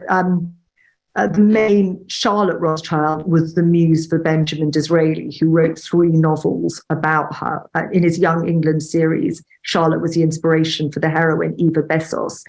And but no, I haven't seen very much about that. But again, there's so much information. You know, as I said, Charlotte Rothschild said, you know, we Rothschilds are inveterate scribblers. So I'm sure there is something there, and I'd love to find out. Here's an interesting question. Do you believe that the Rothschild women accomplished so much because they were forbidden to be in the family business and were therefore forced to show their abilities in other areas? Yeah, I think that's an amazing question. I think that's a really, really perceptive point. And I think, yes, they absolutely didn't have a choice. They weren't given a choice. But I also think, you know, let's not take it away from them. They also could have sat on their laurels and done very little and, you know, plaited their hair and gone out to lovely parties. They didn't have to make the extraordinary contribution that they made. I did ask at the beginning about the research you did, but here's a more specific question. Can you talk about the sources and where they are located? Yes, so there's loads of sources everywhere. The beginning of the journey started in Frankfurt. So there's a wonderful museum called the Jewish Museum in Frankfurt, which has a lot of material. There are lots of exhibits. If anyone ever goes to Frankfurt, it's highly worth having a look at. It's actually in the site that the ghetto was. They have models of the house that the Rothschilds grew up in. It was called the Grundschild. That's amazing to see that. And then in the UK, the Rothschilds have two main archives. One is called the Rothschild Archives in London, which is a repository for many letters. And the second archive is the archive at Waddesdon in Windmill Hill, which also has another wonderful collection of letters. I found unexpected letters and diaries in the British libraries. In fact, Constance Rothschild, who I mentioned before, I didn't actually realise that she had any diaries until I discovered them in the archive of her husband, Cyril Flower. So that was one of the wonderful, unexpected elements of research. I didn't expect to find these fantastic sources. So they are scattered all over the country. There's obviously some in New York about Nika. Miriam is in the Natural History Museum. I mean, the sources are far and wide. The archives are far and wide. A question, are the Rothschilds still Jewish? Well, I think you'll have to. I think that's not a question for me to answer, and that's definitely a question for each and every one of the Rothschilds today to answer. I mean, I'm not equipped to answer that question. Another question about the relationship with the Montefiore, because they did marry into that family. Can you talk a little bit about that? Yes, I mean, there was a point at which the Rothschilds and the Montefiores were incredibly close. And then Henrietta, who was Nathan's sister, who married Abraham Montefiore, was a really feisty woman. And she was pushing her husband, Abraham, to do all these business enterprises. And this resulted in a massive family row. So unfortunately, the Rothschilds and the Montefiores had an almighty fallout. There's a question about Gutula's dowry. If her dowry contributed to the business, when and how did dowries provide for Rothschild women's independence? Well, that's a really good point. I mean, yes, dowries could. Well, first of all, Gutula's dowry did contribute to the family business. So she didn't use it for her independent wealth. She was I don't know whether it was probably expected for her to contribute to the family business. And in terms of the dowries forming personal wealth, absolutely in subsequent generations, but they were not allowed to participate in the family business. And that was a hard and fast rule that was enshrined in family law. So I'm sure Gutula knew Yiddish, but there's a question about, did you come across other women that knew Yiddish? And this person is saying that the Rothschild brothers corresponded in Yiddish to stop other people from understanding. I don't know if... Yeah. Well, actually, in the Frankfurt ghetto, they spoke a language called Judendeutsche, which is actually not quite Yiddish. It's similar to Yiddish. And absolutely, the Rothschilds would communicate in Judendeutsche and Yiddish sometimes because no one else knew it. And you're absolutely right. Why should any of their business competitors know what they were speaking? So we're coming up on the hour, so I think that might be a good time to close. If we could put the link again in the chat to purchase the book, which I highly recommend, The Women of Rothschild. And thank you so much for joining us, Natalie. Oh, thank you. I hope that was useful. And if anyone, please, keep on researching these amazing women. There's so much more to go. Mr. Rothschild, how you doing, sir? Can you tell us what went on at the Bilderberg meeting this year? Sorry? Could you tell us what went on at the Bilderberg meeting this year? I didn't get that, actually, no. The Bilderberg? You weren't there? No. Not this year. What went on last year? No, I wasn't there last year. You weren't there last I year? think that was my cousin. Your cousin was there? Yeah, I think so. Okay. Do you have a couple minutes for us, Mr. Rothchild? We have a few additional questions. I was definitely a question inside of if it was saying that the Federal Reserve was one of these organizations. I know, it's one of these organizations that a lot of people say is the source of inhumane products all across the world because it's a private thing. That was started by your family. No, it's completely untrue. I was asked that earlier. It really isn't true. No. Jaguar Island, 1913, sir. But sir, just one thing, we could go on about how your family committed all these acts against society, but we just want to let you know the New World Order has no legitimacy, and that we as a people are not afraid, and we are waking up to the robber barons and the big banksters who are looting this economy with the Federal Reserve. Well, we just want to let you know the New World Order has no legitimacy, and that we as a people are not afraid, and we are waking up to the robber barons and the big banksters who are looting this economy with the Federal Reserve. Well, the Rothschilds family did start the federal, they divided Europe first, took over Europe, Napoleon. Don't exaggerate. No comment on that, sir?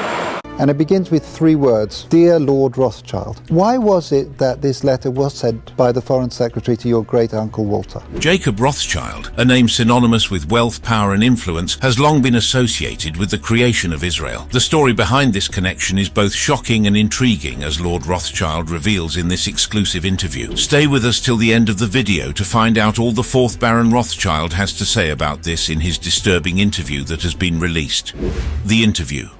In November 1917, British Foreign Secretary Arthur Balfour sent a letter to the second Lord Rothschild expressing the British government's support for a Jewish home in Palestine. This letter, known as the Balfour Declaration, changed the course of history for the Middle East and the Jewish people. The Balfour Declaration, a mere 67 words long, is a document that changed the course of history for the Middle East and the Jewish people. Sent on November 2nd, 1917 by British Foreign Secretary Arthur Balfour, it expressed the British government's support for the establishment of a Jewish home in Palestine. But why was this declaration addressed to the Rothschild family? To understand the significance of this choice, we must delve into the historical context of the time. The Zionist movement, which aimed to establish a Jewish homeland, was primarily a movement from Eastern Europe. However, there was no clear leadership or figurehead representing this movement. The British government, recognizing the need for a central address, turned to the Rothschild family. The Rothschilds were a prominent and influential family, known for their immense wealth and connections. They had a long history of involvement in various political and financial affairs. It was believed that their influence and resources made them the ideal recipients of such a declaration. Among the Rothschild family, the second Lord Rothschild, Walter Rothschild, was chosen as the recipient of the Balfour Declaration. Walter was an eccentric and colourful character with a passion for collecting. He had amassed the largest collection of ornithological material in Great Britain, showcasing his wide-ranging interests. However, it was Walter's deep interest in the Zionist cause and his involvement in the early years of the establishment of pioneer communities in Israel. Walter's commitment to the Zionist movement made him a natural ally for the British government in their support for a Jewish homeland. Nevertheless, it is important to note that the Rothschild family was not united in their support for the establishment of a national home in Israel. Some members, like James Rothschild, who'd come from France, believed it was better to assimilate into English life and did not support the idea. Nevertheless, others, like Dorothy de Rothschild, played a critical role in advancing the Zionist Zionist cause. Dorothy, a major supporter of Israel from a young age, became instrumental in connecting with the British establishment and facilitating meetings with Zionist leaders. She married her cousin James Rothchild at the age of 17 and dedicated her life to advancing the cause of Israel after his death. Dorothy's passion, combined with her ability to navigate the highest echelons of British society, made her an important figure in the Zionist movement. The Balfour Declaration, with its 3 simple words, "Dear Lord Rothschild," marked a turning point in Jewish history. It was a testament to the power and influence of the Rothschild family, as well as their commitment to the Zionist cause. The declaration went through several drafts and compromises before its finalization, but its essence remained the same: a promise of a national home for the Jewish people in Palestine. The declaration, as Jacob Rothschild went on to reveal in the interview, further expressed the British government's support for the establishment of a Jewish home in Palestine. It was a monumental statement that held great significance for the Jewish community. The declaration stated, "His Majesty's government views with favour the establishment in Palestine of a national home for the Jewish people and will use their best endeavours to facilitate the achievement of this object." These words were a beacon of hope for the Jewish people, who had long yearned for a homeland of their own. However, the declaration also emphasised the importance of safeguarding the civil and religious rights of existing non-Jewish communities in Palestine. It was a delicate balance, ensuring that the establishment of a Jewish home did not come at the expense of the rights of others. This aspect of the declaration was crucial in maintaining peace and harmony in the region. The Balfour Declaration was seen as one of the most extraordinary moments in Jewish history. It was a culmination of 3,000 years of struggle and perseverance. For many, it was nothing short of a miracle. The idea that an impoverished would-be statesman like Chaim Weizmann could persuade powerful figures like Walter Rothschild, Arthur Balfour, and even Prime Minister Lloyd George to support the establishment of a Jewish homeland seemed unlikely, yet it happened. As good as the Balfour Declaration sounded, the reactions to it were varied. Within the Jewish community, it was hailed as the greatest event in thousands of years. It was a moment of immense pride and joy, as the dream of a Jewish homeland was finally within reach. The declaration provided a sense of validation and recognition for the Jewish people, who had faced centuries of persecution and displacement. However, the declaration also faced criticism and opposition. Some argued that it did not go far enough in guaranteeing the rights of non-Jewish communities in Palestine. Others questioned the motives behind the declaration, viewing it as a political move by the British government to gain favour with the Jewish community. The implications of the declaration were far-reaching. It set in motion a series of events that would shape the future of the Middle East and the Jewish people. The establishment of pioneer communities in Israel, with the support of the Rothschild family, marked the beginning of a new chapter in Jewish history. The Rothschild family also played a crucial role in the early years of the establishment of these pioneer communities. In France, Bernhard Lord Rothschild responded to the Russian pogroms in the 1880s, providing support and assistance to Jewish immigrants. In England, members of the Rothschild family, like Dorothy de Rothschild, dedicated themselves to advancing the Zionist cause and connecting with the British establishment. Interestingly, Jacob Rothschild not only revealed events of the past. In another interview, he shared his views about the future and how it can be built. When it comes to architecture, few partnerships have been as influential and enduring as that of Jacob Rothschild and Norman Foster. Their collaboration spans over 4 decades, beginning with their initial encounter alongside Jim Sterling and Richard Rogers. It was a meeting that would shape the course of architectural history. Rothschild vividly recalls the first time he laid eyes on Foster's work. It was at Reading, where he witnessed the early manifestations of Foster's architectural genius. The buildings exuded a sense of innovation and forward-thinking that immediately captivated Rothschild. Little did he know that this encounter would mark the beginning of a lifelong friendship and a shared vision for the future. But it wasn't just the world of art and culture that Rothschild and Foster left their mark on. Their collaboration extended to projects that aimed to transform public spaces and enhance the urban experience. One such project was the pedestrianisation of Trafalgar Square, a historic landmark in the heart of London.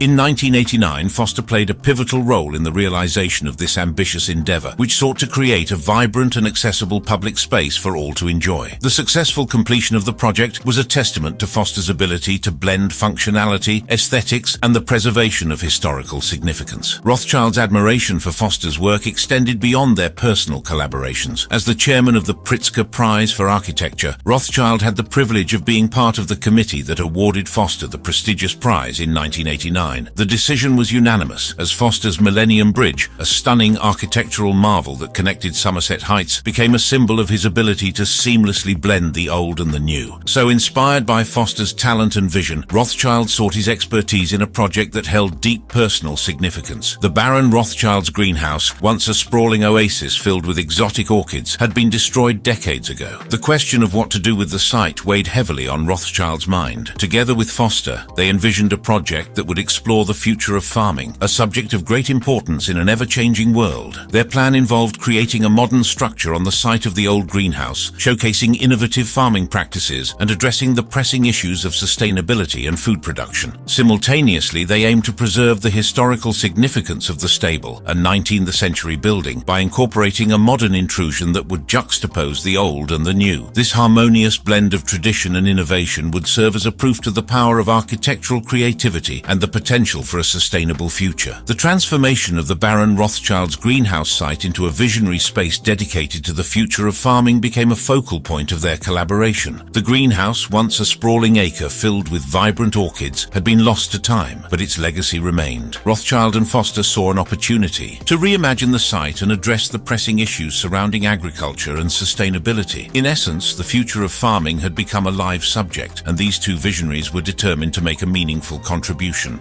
Other interviews.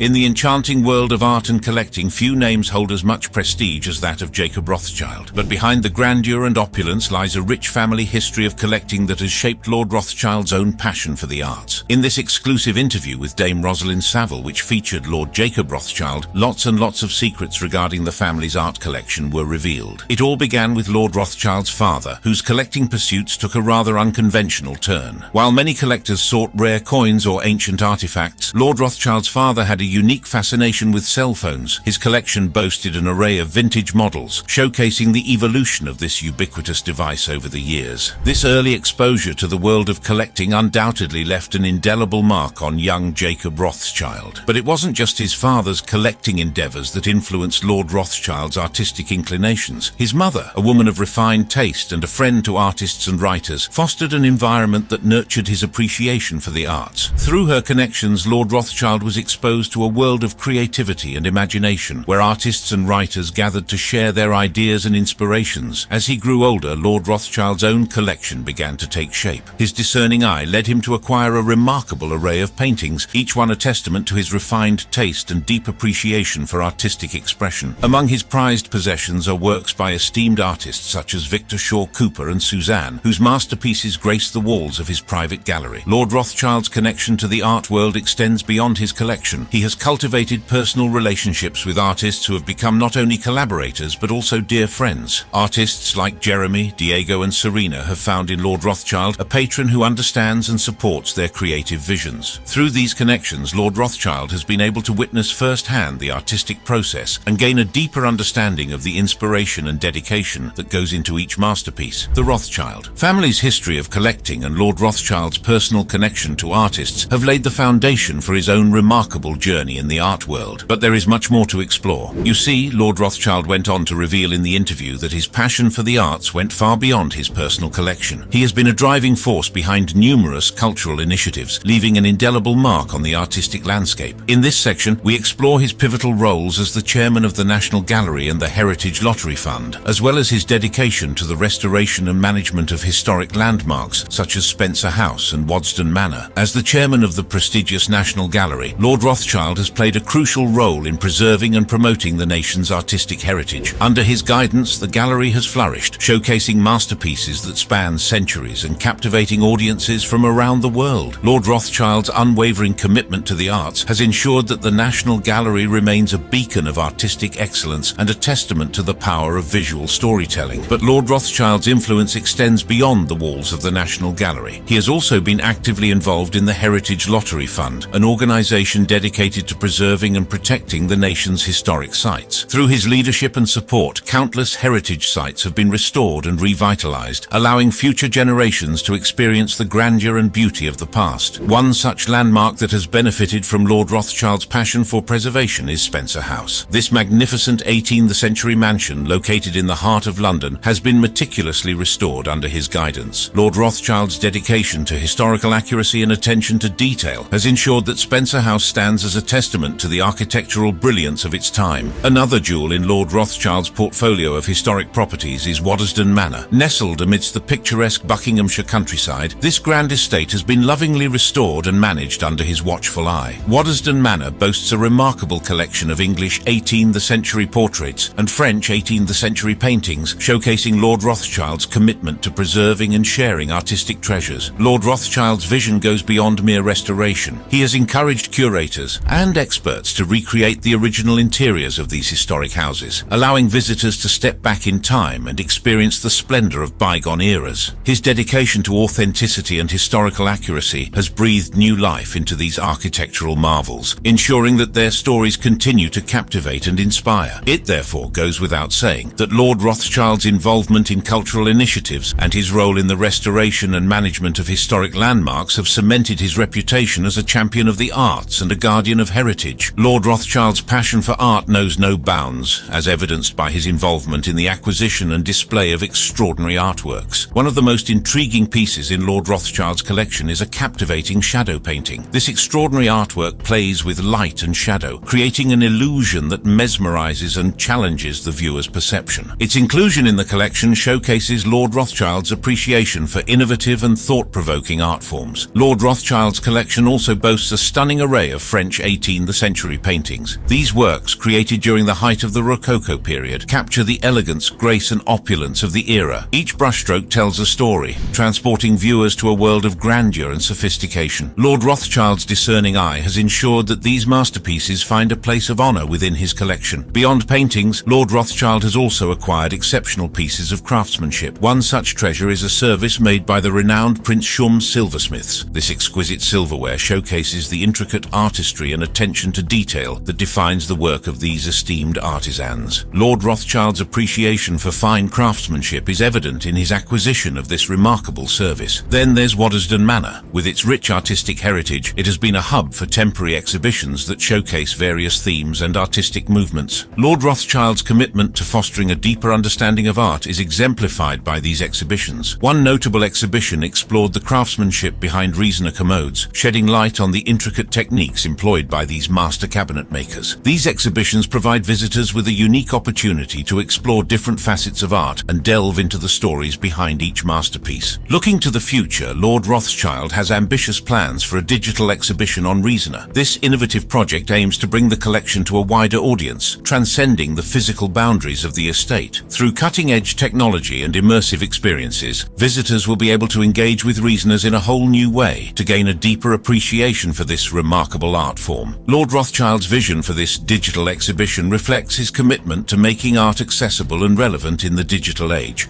Jacob Rothschild.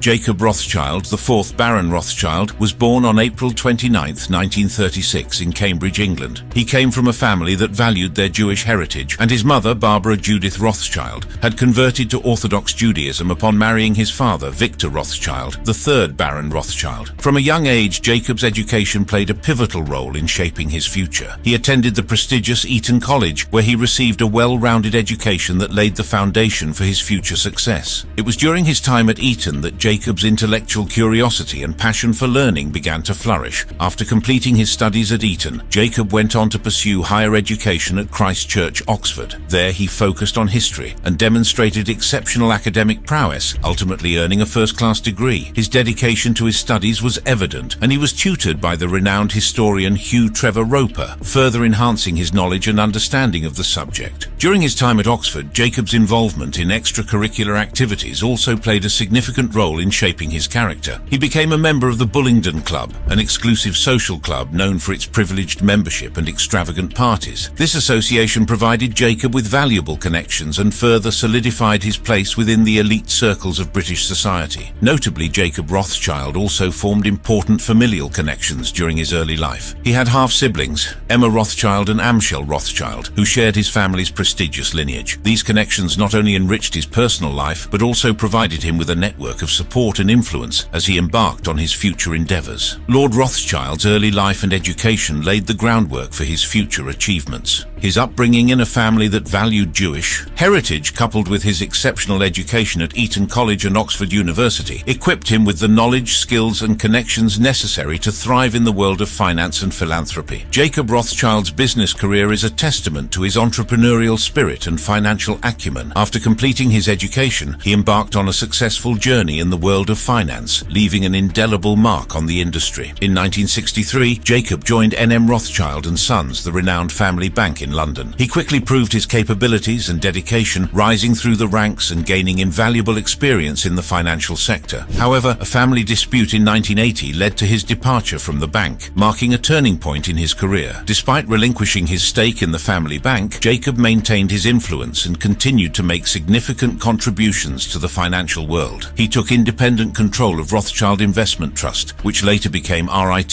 Capital Partners plc. This investment trust, listed on the London Stock Exchange, allowed Jacob to diversify his portfolio and maintain a prominent position in the industry. Jacob's business ventures extended beyond the family bank and investment trust. In 1991, he co-founded J. Rothschild Assurance Group with Sir Mark Weinberg, establishing a successful insurance company. This venture showcased Jacob's ability to identify lucrative opportunities and build successful partnerships. Throughout his career, Lord Jacob Rothschild participated in high-profile bids and partnerships, further solidifying his reputation as a savvy businessman. Notably, he joined forces with Sir James Goldsmith and Kerry Packer in an unsuccessful bid for British American Tobacco in 1989. These ventures demonstrated Jacob's willingness to take calculated risks and explore new avenues for growth. In addition to his involvement in the financial sector, Lord Rothschild held prominent positions in various organizations. From November 2003 until his retirement in 2008, he served as the deputy chairman of BSKIB Television, contributing to the success and growth of the company. He also served as a director of RHJ International, further expanding his business interests. Jacob's diverse business portfolio showcased his ability to navigate different industries and seize opportunities. His involvement with Blackstone Inc., a leading global investment firm, and his membership in the International Advisory Board of the Blackstone Group highlighted his international business connections and influence. In recognition of his contributions to the financial sector and the Duchy of Cornwall, Jacob Rothschild was appointed Commander of the Royal Victorian Order in the 2020 New Year Honours. This honour tells of his dedication to both business and philanthropy, further solidifying his reputation as a respected figure in British public life. Let's not forget to add that Lord Rothschild's philanthropic efforts have left an indelible mark on the world of arts, heritage and cultural preservation. Throughout his life, he dedicated significant time and resources to support various organisations and initiatives, showcasing his commitment to giving back to society. One of the Baron's notable roles was as chairman of trustees of the National Gallery from 1985 to 1991, and again from 1992 to 1998. During his tenure, he played a pivotal role in the restoration and preservation of this iconic institution. His leadership and vision ensured that the National Gallery continued to thrive and provide a platform for artistic expression. In addition to his involvement with the National Gallery, Jacob chaired the National Heritage Memorial Fund, which played a crucial role in preserving the UK's cultural heritage. He also served as chairman of the Heritage Lottery Fund, overseeing the distribution of billions of pounds to support various heritage projects across the country. Under his guidance, the Heritage Lottery Fund became a driving force in the preservation and promotion of the UK's rich cultural history. That's not all. Lord Rothschild also served as a trustee of the State Hermitage Museum in St. Petersburg, Russia, and the Qatar Museums Authority. His involvement in these prestigious institutions demonstrated his global perspective and his dedication to supporting cultural institutions beyond the UK. And in Israel, the Baron's philanthropic efforts were focused on the Rothschild Foundation, Hanadiv Europe and Yad Hanadiv, the family foundation. He served as the chairman of Yad Hanadiv, which played a crucial role in constructing the Knesset and Supreme Court buildings in Israel between 1989 and 2018. However, on February 26, 2024, Lord Jacob Rothschild passed away in London, United Kingdom, at the age of 87.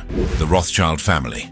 The Rothschilds have been around for a very long time. The family story begins with Meyer Amschel Rothschild, a man who would lay the foundation for one of the most influential banking dynasties in European history. Born on February 23, 1744, in Frankfurt am Main, Meyer came from humble beginnings. His family name, Rothschild, derived from the red shield on the house in the ghetto where his ancestors once lived. Intended for a career in the rabbinate, Meyer's path took an unexpected turn when his parents passed away at an early age. Forced into an apprenticeship in a banking house, Meyer quickly learned the intricacies of finance and developed a keen business sense. It was during this time that he became the court factor to William IX, the Landgrave of Hesse-Kassel, father as many sons as possible who could take care of the family's business affairs abroad. Amschel Meyer, Salomon Meyer, Nathan Meyer, Karl Meyer, and Jakob Meyer. Together they formed the foundation of the Rothschild dynasty. Starting as dealers in luxury items and traders in coins and commercial papers, Meyer and his sons quickly gained recognition for their financial acumen. Their reputation grew exponentially during the French Revolutionary and Napoleonic Wars of 1792 to 1815. The wars presented the Rothschilds with unprecedented opportunities for financial gain. Meyer and his eldest son, Amschel, oversaw the growing business from Frankfurt, while Nathan established a branch in London in 1804. Jakob settled in Paris in 1811, and Salomon and Karl opened offices in Vienna and Naples respectively in the 1820s. The Rothschilds capitalized on the wars by providing loans to warring princes, engaging in smuggling and legal trading of key products, and facilitating international payments between the British Isles and the continent. Peace brought about a transformation in the Rothschild business. While they continued their international dealings, they increasingly became agents in government securities, insurance company stocks, and shares of industrial companies. The family successfully adapted to the Industrial Revolution, investing in railway, coal, ironworking, and metallurgical industries. Their ventures expanded beyond banking and finance, encompassing mining, energy, real estate, and winemaking. By the mid-19th century, the Rothschild banking group had achieved a position of immense power and influence. However, their oligopolistic position faced serious threats from emerging joint stock banks and commercial banks in England, France, and the German states. The last quarter of the century witnessed the decline of the Rothschild Group as the leading banking consortium, with other groups in Europe and the United States surpassing them in strength and ambition. Despite the challenges, the Rothschild family's two guiding principles, conducting all transactions jointly and never aiming for excessive profits, helped them navigate the risks of passing down a business to future generations. While the successors of the founders were not all equally endowed, their remarkable capacity for seizing opportunities and adapting in business and politics remained a constant element in the group's history. The Rothschild family's rise to prominence was not solely based on their financial success. They also wielded significant influence in the political and social spheres of Europe. Their connections with ruling houses and their involvement in international finance allowed them to shape the economic and political landscape of the time. One of the key factors behind the Rothschilds' influence was their ability to provide loans to warring princes during the French Revolutionary and Napoleonic Wars. These loans not only secured their financial position, but also granted them access to the inner circles of power. Also in Britain, Lionel Nathan de Rothschild made history as the first Jew to enter the British Parliament. He became a member of the House of Commons in 1858, breaking barriers and paving the way for greater Jewish representation in British politics. The Rothschilds' involvement in politics was not limited to Britain. They also held important positions in their respective countries, contributing to the political landscape of Europe. Alongside their financial and political endeavors, the Rothschilds were known for their considerable philanthropic activities. From the early 19th century, the family engaged in charitable work, particularly in the arts and education. They supported numerous cultural institutions, museums, and universities, leaving a lasting impact on the world of arts and academia. Baron Philippe de Rothschild, for instance, became a premier winemaker and played a significant role in the vineyard Mouton Rothschild. His contributions to the world of wine and viticulture were not only commercially successful, but also elevated the Rothschild name in the realm of fine wines. Despite their immense wealth and influence, the Rothschilds faced challenges and hardships. During the Nazi period, particularly in Vienna and Paris, the family had to endure the persecution and seizure of their assets. However, they managed to preserve their unity and weathered the storm, emerging as a symbol of resilience and strength. And in recent years, the Rothschild family has continued to make significant contributions to society. Members of the family have excelled in various fields, including science, philanthropy, and international finance. Their legacy, therefore, lives on, and their impact on the world remains no doubt undeniable. What do you think about Lord Jacob Rothschild and his interview? Tell us your thoughts in the comments. Also, to watch more videos with interesting content, click on one of the cards appearing on your screen now.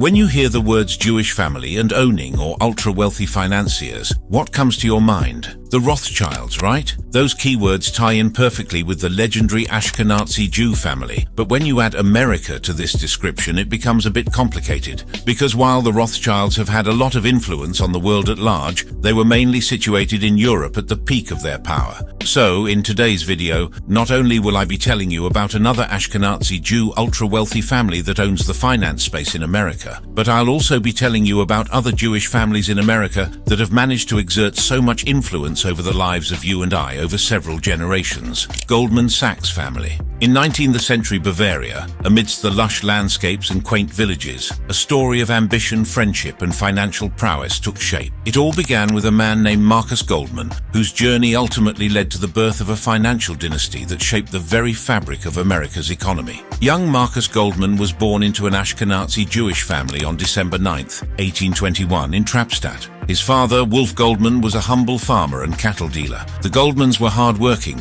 but they dreamed of something more. As the winds of change swept through Europe during the revolutions of 1848, Marcus Goldman made a daring decision. He decided to cross the vast Atlantic and embark on the treacherous journey to America, the land of opportunity. Upon his arrival in America, Marcus Goldman's name was transformed into its Americanized version. He started as a peddler, navigating the bustling streets with a horse-drawn cart.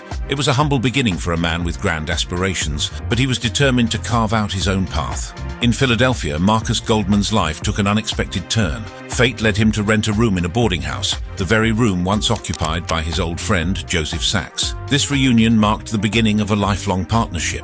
In 1869, Marcus Goldman set his sights on New York City, the epicenter of American finance. On Pine Street in Lower Manhattan, he founded Marcus Goldman & Company as a broker specializing in IOUs. His tenacity was soon evident as he handled transactions worth millions annually. The turning point came in 1882 when Marcus invited his son-in-law Samuel Sachs to join him in the business. With this move, the firm's name changed to M. Goldman & Sachs. The family's combined efforts ignited a financial boom, handling tens of millions in transactions annually and amassing significant capital. For nearly half a century, the Goldman Sachs partnership thrived. In 1885, Marcus introduced his son Henry and son-in-law Ludwig Dreyfus as junior partners, and the firm adopted its enduring name, Goldman Sachs & Company. Growth was exponential, culminating in their membership in the New York Stock Exchange in 1896. As Marcus Goldman retired, he left the firm in the capable hands of his son Henry Goldman and son-in-law Samuel Sachs.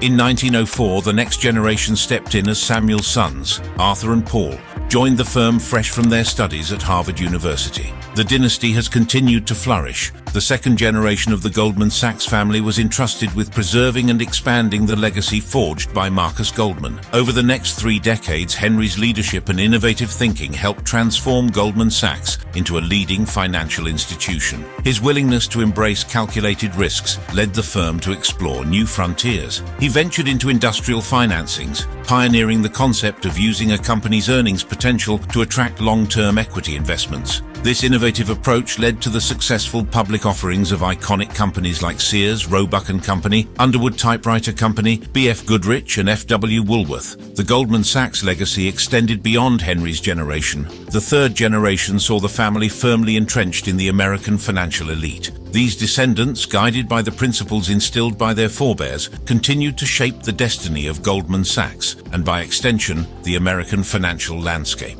The Goldman Sachs family's story is a quintessential American narrative of resilience, innovation, and the pursuit of excellence. It is a testament to the enduring spirit of immigrant families who, against all odds, carved out their place in the fabric of America. Goldman Sachs was at the forefront of financial innovation. It pioneered the use of commercial paper as a financing tool for entrepreneurs. This innovative approach provided much-needed capital to emerging businesses and set the stage for the firm's future prominence. In 1896, Goldman Sachs made its presence felt on a global stage by joining the New York Stock Exchange. This marked a significant milestone in the firm's journey toward becoming a powerhouse in the financial world. The early 1900s saw Goldman Sachs make bold moves into the world of initial public offerings. In 1906, the firm played a crucial role in taking Sears, Roebuck & Company public, a landmark event in the financial world. This achievement was just the beginning as Goldman Sachs continued to lead various high-profile initial public offerings, including Microsoft in 1986. The firm's influence extended beyond American shores. In 1986, Goldman Sachs expanded its operations by joining the London and Tokyo stock exchanges. This international expansion marked a new era for the firm. Throughout the 20th century, Goldman Sachs remained a force in the financial world. It played a pivotal role in various mergers and acquisitions, became a pioneer in electronic investment research distribution, and introduced innovative financial products such as deep discount bonds. The firm's leadership focused on adapting to changing markets and maintaining its commitment to excellence. In the early 2000s, Goldman Sachs navigated the bursting of the dot-com bubble, managing to weather the storm while others faltered. The firm played pivotal roles in advising technology companies, including Microsoft and Yahoo. This not only generated substantial revenue, but also solidified its reputation as a go-to investment bank for tech companies. Their influence in Silicon Valley has been instrumental in shaping the tech industry's financial landscape. Goldman Sachs's involvement in technology is far-reaching. Owning iconic properties like Rockefeller Center showcases the family's foray into real estate. These investments not only serve as valuable assets, but also underscore their financial clout. Such high-profile properties have become synonymous with the Goldman Sachs name and reflect their significant presence in the real estate market. In the mid-2010s, Goldman Sachs ventured into consumer finance with the launch of GS Bank and Marcus by Goldman Sachs. This move signaled a shift from catering solely to institutional investors and corporations to address the financial needs of everyday consumers. By offering personal loans and savings accounts, they diversified their portfolio and tapped into a broader client base. Other than their comprehensive investment banking, Goldman Sachs acts as primary dealers in the U.S. Treasury securities market. They play a crucial role in managing the nation's debt. Offering clearing and custodian services, Goldman Sachs ensures secure and efficient transactions. They also serve as market makers. They ensure liquidity in various markets, including equities and currencies. Moreover, their expertise extends to brokering a wide array of financial products, from credit to mortgage-backed securities. With fingers in many financial pies, Goldman Sachs has played an integral role in shaping America's economic landscape. They've been involved in landmark financial transactions, advised on critical economic policies, and helped businesses thrive. This involvement positions them at the heart of the nation's economic engine. The family's wealth accumulation isn't just impressive, it's staggering. Their multifaceted approach to wealth creation, from investment banking to technology ventures, has made them a financial powerhouse. Their ability to consistently generate profits and navigate complex financial markets has contributed significantly to their wealth. However, the Goldman Sachs family is not only known for the accumulation of wealth, they have also left a significant mark on the world of philanthropy. Their charitable endeavors have made a substantial impact on various causes and organizations. One of the notable aspects of the Goldman Sachs family's philanthropy is their commitment to education. Over time, they have generously donated to educational institutions, funding scholarships, research programs, and infrastructure development. These contributions have not only improved the quality of education, but have also opened doors to countless opportunities for students. Healthcare is another area where the family has made substantial contributions. Their support for medical research and the establishment of healthcare facilities has saved lives and advanced the field of medicine. Their donations have funded cutting-edge research that has led to breakthroughs in the treatment of diseases and medical conditions. The family's philanthropic efforts extend to cultural and artistic endeavors as well. They have been patrons of the arts, supporting museums, theaters, and cultural institutions. Their contributions have helped preserve and promote the rich tapestry of American culture and heritage. Another aspect of the Goldman Sachs family's philanthropy is their dedication to addressing social and environmental challenges. They have actively supported initiatives related to poverty alleviation, environmental conservation, and social justice. Through their charitable foundations, they have funded projects that aim to create a more equitable and sustainable world. What sets the Goldman Sachs family apart is not just the magnitude of their donations, but their hands-on involvement in philanthropic activities. They have taken a proactive approach, working closely with the organizations they support and actively participating in the causes they believe in. The Goldman Sachs family has built a lasting legacy that extends far beyond their business achievements. This has helped shape their reputation as individuals and as a family deeply invested in the betterment of society. Clearly, the Goldman Sachs family have etched their name in the sands of time. and have woven themselves in the very fabric of America's economy that one can almost say they own America. Pritzker family. The Pritzker family is not just a household name in the United States. It is a symbol of success, innovation, and philanthropy that has left an indelible mark on America's business landscape. As we delve into their rich history, it becomes evident that this Jewish family's journey is a quintessentially American story, one of vision, tenacity, and the enduring pursuit of excellence. The roots of the Pritzker family can be traced back to Ukraine, where their ancestors laid the foundation for the family's American dream. Abram Nicholas Pritzker, the patriarch of the family, was born on January 6, 1896 in the United States. He was the son of Ukrainian Jewish immigrants Annie P. and Nicholas J. Pritzker, who arrived in the land of opportunity seeking a better life. Nicholas J. Pritzker's journey from Kiev to Chicago in 1881 encapsulates the immigrant experience. Initially, he worked as a pharmacist, but his relentless pursuit of knowledge led him to graduate from DePaul University College of Law. His profound belief in the importance of legacy is encapsulated in a book he wrote, A Family Heirloom, that emphasizes the idea that your only immortality is the impact you have on your successors. Abram Nicholas Pritzker, often affectionately known as Abe, was the torchbearer of the family's legacy. After completing his education at Harvard Law School, he, along with his brothers Harry and Jack, founded Pritzker & Pritzker, a law firm that became the cornerstone of their journey. Each Pritzker brother specialized in a distinct legal field, Harry in criminal law, Abram in business law, and Jack in real estate law. Their collective expertise and commitment to excellence laid a solid foundation for their future endeavors. The 1930s marked a significant turning point in the family's history as Abram Pritzker, driven by ambition and innovation, chose to venture into new territory alongside his brother Jack. Together they explored real estate investments and small businesses, primarily in the vibrant city of Chicago. This demonstrated their adaptability and foresight beyond the confines of the legal profession. Meanwhile, Harry Pritzker continued to oversee the law firm, which later evolved into an in-house entity exclusively serving the needs of the Pritzker family and their burgeoning business empire. The Pritzker brothers achieved remarkable success in accumulating wealth, thanks in part to their savvy financial planning. They established a series of trusts that allowed them to strategically manage and distribute their earnings. This financial acumen not only shielded their wealth from excessive taxation, but also provided them with the flexibility to allocate resources as they saw fit. The legacy of Abram Nicholas Pritzker continued through his three accomplished sons, Jay Pritzker, Robert Pritzker, and Donald Pritzker. It was this second generation that not only carried forward the family's legacy, but also reshaped the American business landscape. Jay Pritzker, the eldest, possessed a vision that transformed the family's fortune. He was not content with the modest beginnings of the Pritzker & Pritzker law firm, overseen by their uncle Harry.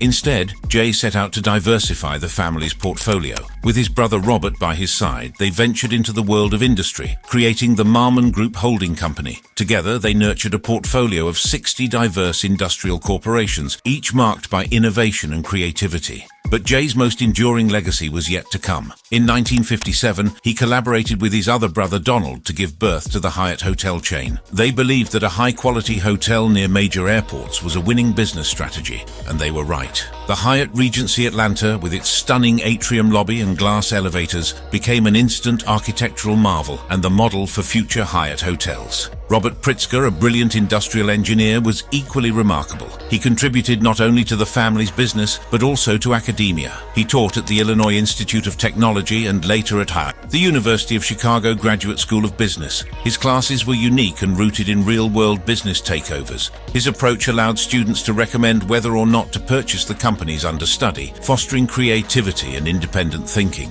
Meanwhile, Donald Pritzker was busy shaping the hospitality industry. As the president of Hyatt, he oversaw its transformation into the fifth largest hotel chain in the world at the time of his untimely passing. Donald's leadership set the tone for Hyatt's culture, emphasizing excellence and innovation. The legacy of the Pritzker family continued through subsequent generations. John A. Pritzker, born in 1953, was the eldest of the third generation. The son of Jay Pritzker, John carried on the family's entrepreneurial spirit. In 1972, he started his career within the family business, Hyatt Hotels, where he climbed the ranks until he became the managing director and divisional vice president in 1984. John's vision extended beyond the confines of Hyatt, and in 1988, he ventured into his own entrepreneurial endeavors, including a pivotal role in Ticketmaster. But John's true passion lay in the world of wellness and hospitality. In 1996, he co-founded Mandara Spa, a chain of 72 resort spas. The company's unique approach to relaxation and rejuvenation resonated with travelers around the globe. Notably, a portion of the company was sold to Shiseido Company in 2000, demonstrating its growing influence. In 2005, John co-founded the private equity firm Giolo Capital with his Mandara Spa partner, Tom Gottlieb. Giolo Capital set its sights on investments in hospitality, entertainment and health and wellness companies. Their commitment to enhancing the guest experience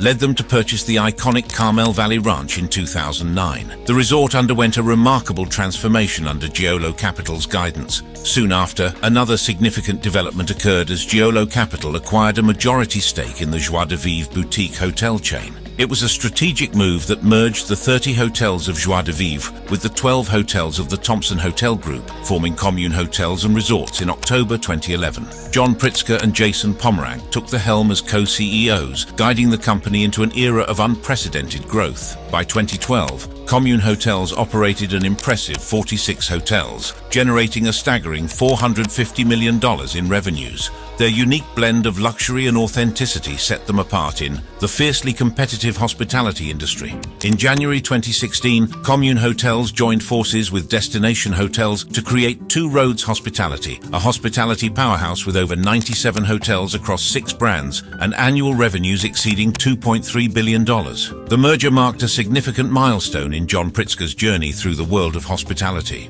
Penny Pritzker, the daughter of Donald Pritzker, is a dynamic force in the Pritzker family's legacy, serving as the 38th United States Secretary of Commerce. In 1987, she founded Classic Residence by Hyatt, later renamed VI, a pioneering endeavor that provided upscale housing for seniors as an alternative to traditional nursing homes. Initially, the project faced challenges and incurred substantial losses, but with savvy marketing and sound management, Penny managed to turn the tide. Penny's impact extended beyond senior housing. In 1991, her uncle Jay Pritzker, head of the family businesses, appointed her as the director of the Pritzker's non-hotel land holdings. This marked the birth of the Pritzker Realty Group, a venture that developed apartment buildings, shopping centers, and even the Baldwin Park neighborhood in Orlando, Florida. J. Robert J.B. Pritzker, son of Donald Pritzker, was born on January 19, 1965, represents another pillar of the third generation of the Pritzker family. J.B. took on the role of chairman of Chicago Next, a council focused on innovation and technology championed by Chicago Mayor Rahm Emanuel. He played a pivotal role in founding 1871,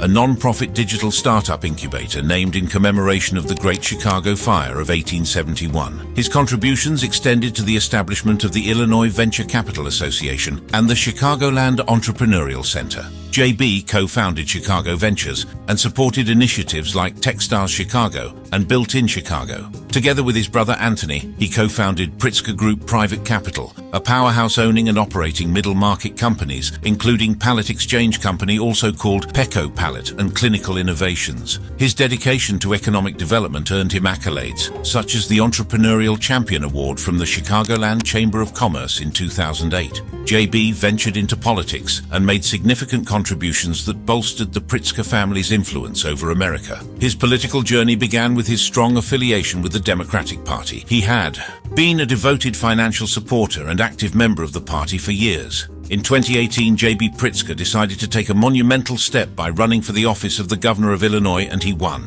Pritzker's victory not only propelled him into the role of the 43rd governor of Illinois, but also extended the Pritzker family's reach into the realm of American politics.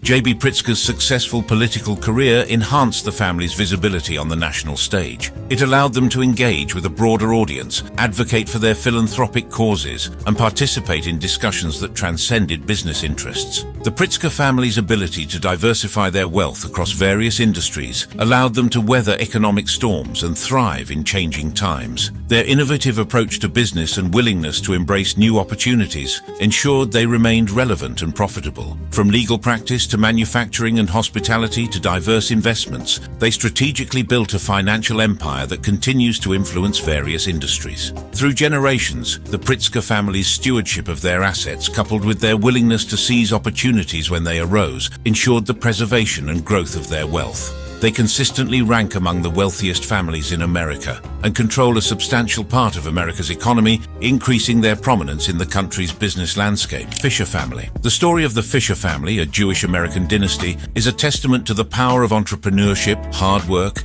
and a deep passion for the arts. Their journey from modest beginnings to amassing substantial wealth has left an indelible mark on America's business landscape. The Fisher family's roots can be traced back to San Francisco, California. Donald George Fisher, born on September 3, 1928, and Doris Lee Feigenbaum Fisher, born on August 23, 1931, were both born into Jewish families. Donald, the eldest of three sons, was the son of Aileen Fisher and Sidney Fisher, a skilled cabinet maker. Doris was the daughter of Dorothy Bamberger of New York and B. Joseph Feigenbaum, and she had two siblings, Anne F. Rossi and Joseph L. Feigenbaum. Donald Fisher's journey to success began with a B.S. in Business Administration from the University of California, Berkeley, where he was an active member of the Theta Zeta chapter of the Delta Kappa Epsilon fraternity. After graduation, he gained valuable experience as a U.S. Naval Reserve officer and worked in the family business L&E Emanuel Incorporated, a mill and cabinet-making firm. The seeds of entrepreneurship were sown during this time.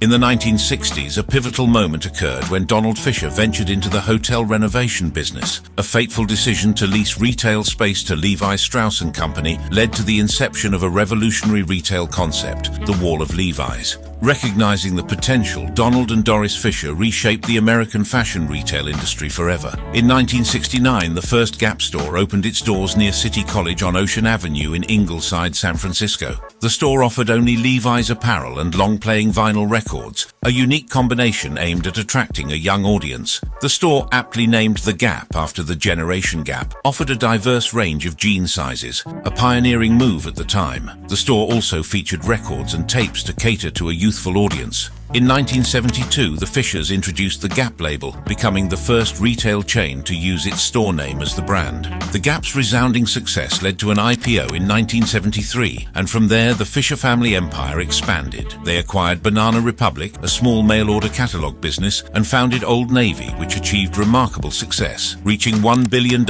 in sales in just 4 years. Donald Fisher served as CEO until 1995, chairman of the board until 2004, and continued as company director and chairman emeritus until his passing in 2009. Forbes estimated his net worth to be $4.3 billion in 1999. Doris Fisher, not to be overshadowed by her husband's success, became an influential figure in her own right. Her deep love for contemporary Western art led to the establishment of an exceptional art collection featuring works by renowned artists such as Andy Warhol, Ellsworth Kelly, and Richard Serra. Her philanthropic efforts were equally impressive, with significant contributions to cultural institutions. The second generation of the Fisher family, comprising John Fisher, William Fisher, and Robert Fisher, has played pivotal roles in shaping the trajectory and success of Gap Inc., a retail powerhouse. The impact and influence of this Jewish family on the American retail landscape are significant, reflecting their dedication to carrying forward the legacy established by their parents, Donald George Fisher and Doris F. Fisher, who co-founded Gap Inc. in 1969. John Fisher stands out as one of the sons of Donald. He is recognized not only for his substantial ownership stake in Gap Inc. to the tune of 17.23%, but also for his broader contributions to the world of sports. John is the principal owner of the Oakland Athletics of Major League Baseball and the San Jose Earthquakes of Major League Soccer. His involvement in sports underscores his diverse interest and commitment to community engagement. William Fisher, another son, with the ownership stake in Gap Inc. to the tune of 15.94%. William's journey within the company began after earning his MBA, where he initially worked as a store director for Banana Republic. This early hands-on experience provided him with invaluable insights into the retail business. William's career within Gap Inc. further evolved as he assumed roles with increasing responsibility, eventually contributing to the company's international expansion. His entrepreneurial spirit led him to establish Manzanita Capital, a London-based private equity firm, in 2001. This diversification into the world of investments showcases his strategic acumen and ability to navigate various business domains. Robert Fisher, another heir of Donald George Fisher, holds a significant ownership interest in Gap Inc. of 15.47% and has actively participated in the company's leadership. He has served as chairman of the board. interim CEO and CEO at different points in time, showcasing his versatility in steering the company through various phases. Robert's leadership has been instrumental in maintaining Gap Inc.'s standing as a significant player in the retail industry. Together, the second generation of the Fisher family has reinforced Gap Inc.'s commitment to innovation and brand differentiation. They have upheld the tradition of multi-brand strategy, with Gap, Old Navy, Banana Republic and Athleta catering to diverse customer segments. The family's unwavering dedication to social and environmental initiatives has also been a hallmark of their stewardship, with Gap Inc. actively pursuing sustainability and community support efforts. In addition to their roles within Gap Inc., the Fisher family has made noteworthy contributions to philanthropic endeavors and political causes. Their involvement in charitable activities and political donations underscores their commitment to making a positive impact beyond the retail sector. Overall, the second generation of the Fisher family has not only preserved but also propelled Gap Inc.'s legacy as a global retail giant. Their collective vision, business acumen, and dedication to social responsibility continue to shape the company's identity and influence the broader landscape of American retail. Gap Inc. has charted a remarkable journey filled with significant achievements over the years, solidifying its position as a global retail giant. Gap Inc. has consistently posted substantial annual revenues, reaching over $15 billion in revenue in recent years. Under the Fisher family's guidance, Gap Inc. adopted a multi-brand strategy. Each brand within its portfolio was carefully curated to address distinct consumer segments and fashion preferences. The portfolio includes Gap, Old Navy, Banana Republic, and Athleta. This diversification strategy has ensured their adaptability and long-term success. Gap Inc. strategically diversified its product offerings. From casual wear to athleisure, it tapped into various niches within the fashion industry. This diversification allowed the company to capture a wide range of consumer preferences and demographics. Gap Inc. consistently ranks among the largest and most influential retailers globally, with thousands of stores in operation across 43 countries. Their leadership in the industry has set standards for retail practices, marketing strategies, and corporate responsibility, solidifying its reputation as an international retail powerhouse. Gap Inc. has been a major employer in the United States, employing approximately 95,000 people globally as of early 2023. This has not only provided jobs, but also stimulated local economies in various communities, making the Fisher family a cornerstone in the development of America's economy. Their enduring legacy in fashion, retail, and philanthropy unequivocally underscores their place in the tapestry of American business history, firmly etching their name in the sands of time. In a nation built on the dreams and ambitions of countless individuals and families, these families' story serves as a shining example of what can be achieved through hard work, innovation, and dedication to the principles upon which America was founded. I hope you enjoyed this video. Click any card on your screen for more content like this, and I will meet you there.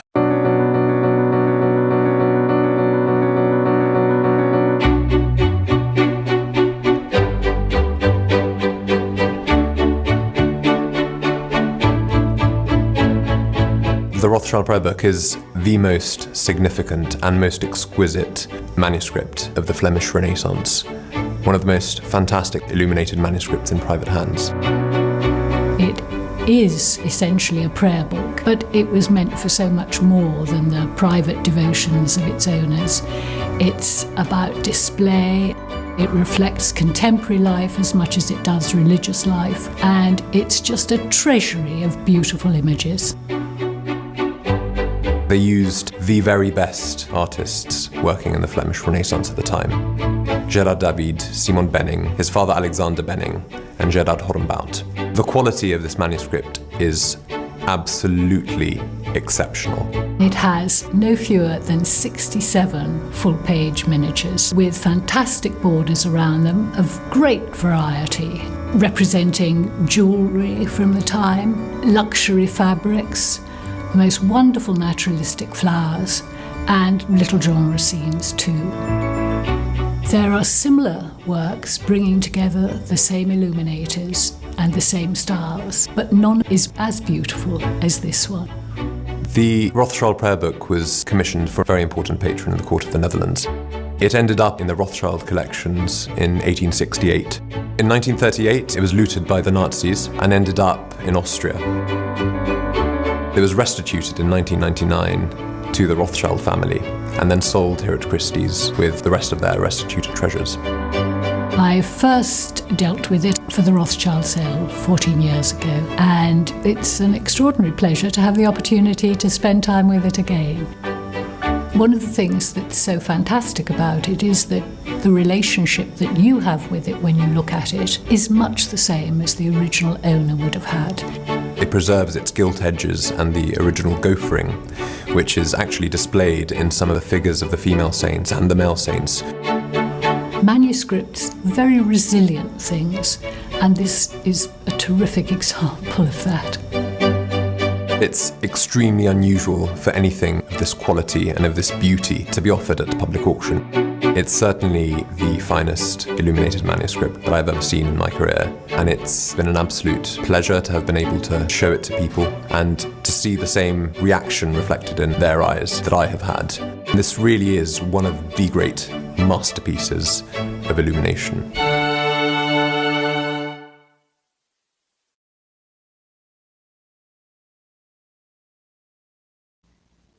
Sidney Poitier ain't one that had to do the deed. So he let old Bill get drunk so they could get that budget. Don't forget, the tunnels from Diddy's house led to Hugh Hefner's house. What really does make sense is that Diddy has had a long career of using pussy to trap niggas into making them do what he wants to do or using them to move them out the way. How is Faith Evans any different than Lauren London? How? No difference at all. Struggling artists trying to make their way up, not getting the break that they needed. All of a sudden they stand next to the right guy, and then now you know that guy is dead and they're okay for life. Right. You know how many people in the business that happens to? Let's look at Khalees. What makes her any different than Lauren London or Faith? I got a better one for you. Camille Cosby.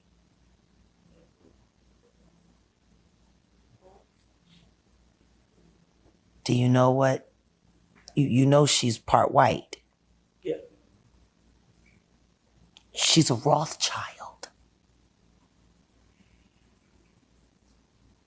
The Luciferian motherfuckers that co-own YouTube, that are friends with the monster, Leora Cohen, that mentored and backs Jay-Z. Camille is a Rothschild. Y'all didn't know that, did you? It's funny nobody wants to seem to admit it. Or the oil that was supposed to have been under that property that was sold through a private this or a private that, and so on and so on and so forth.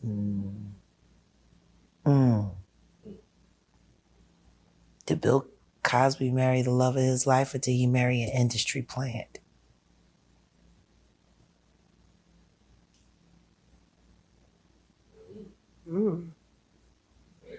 Other question.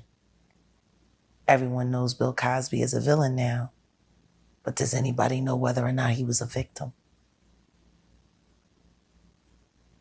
Ooh. Because butt breaking has been around for a long time.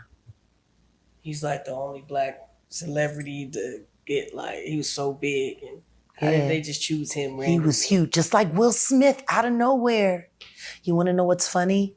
Him and Sidney Poitier, those movies, they were only supposed to get one, and they ended up getting a few.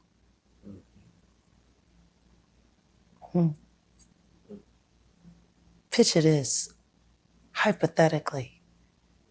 Sidney Poitier ain't one that had to do the deed. So he let old Bill get drugged so they could get that budget. Don't forget, the tunnels from Diddy's house led to Hugh Hefner's house. That naked pool was down there long before Diddy was able to buy a home. It was Hugh Hefner's house where most of the offenses that the women accused Bill Cosby of took place. At the Playboy Mansion. And everybody know Hugh Hefner was filming, had cameras in the wall. I don't know. Did anybody ever ask whether or not Bill Cosby had a freak off tape? Man.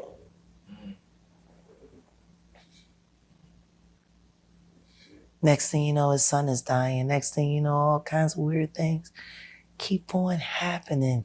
All of that fame, all of that success. If they really wanted to take him down with all of this, they should have did it in the late 80s or the early 90s when he was at his most potent. That's what they did with Kobe. They dug that white girl up after he had her ass, which he doesn't remember and is not quite sure about because there was drugs and alcohol involved. See, this is the thing. All this drugging is going on, all this alcohol is going on. Is anybody asking about the cognizance of the people during the midst of some of their crimes? Because see, I know a rapper for a fact who suffers from alcoholism and I love him very much. And somebody approached me about him having a 7-year-old girl. And it was the first time I said, I have to plead the fifth. Because it's true. You know what else is also true? I know he was drunk out of his mind and high out of his mind when they sent that there. He had no idea what he was doing. Everyone that knows him knows he gets blackout drunk. He wouldn't have known whether or not that girl was 23. And guess what? This girl was used by more than one rapper. These niggas went and got this little big body to run around and a bunch of grown men lying about her age so that they could have something to set them up with. Now, what's really sad about it is Snoop Dogg has access to that tape. The question is which member of Dog Pound is he holding that over?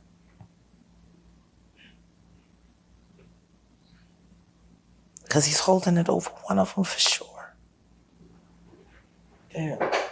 I tell you one thing, if I ain't want nobody to dime me out for helping set up Tupac to get killed, having somebody on tape committing statutory rape, and there's nothing they can say about it or do about it.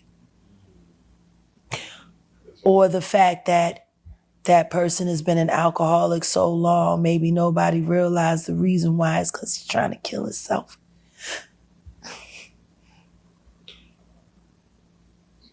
The PTSD that comes along with hip hop. All of them. A man who grew up in one of the poorest neighborhoods in America, getting into a romantic relationship with a woman who's a member of one of the richest families in the world is something out of a movie. But that's exactly what happened when Jay Electronica had Kate Rothchild cheating on her husband with him. This is a topic that can go on for hours, but the short summary is that the Rothschilds are a Jewish banking family that go back almost 500 years. They would establish an international banking family throughout Europe after beginning in Germany, and then later throughout the world, eventually becoming the richest family in the world in the 19th century, which led to them being in the crosshairs of many conspiracy theories of the modern day that have to do with war, finance, politics, and many have deemed them as the or part of the Illuminati. They don't want anybody to know about them or how much money they have. The family preserved their secrecy and power, usually by arranged marriage with first or second cousins for hundreds of years, but eventually began to marry outside the family, but only to aristocrats or other rich families.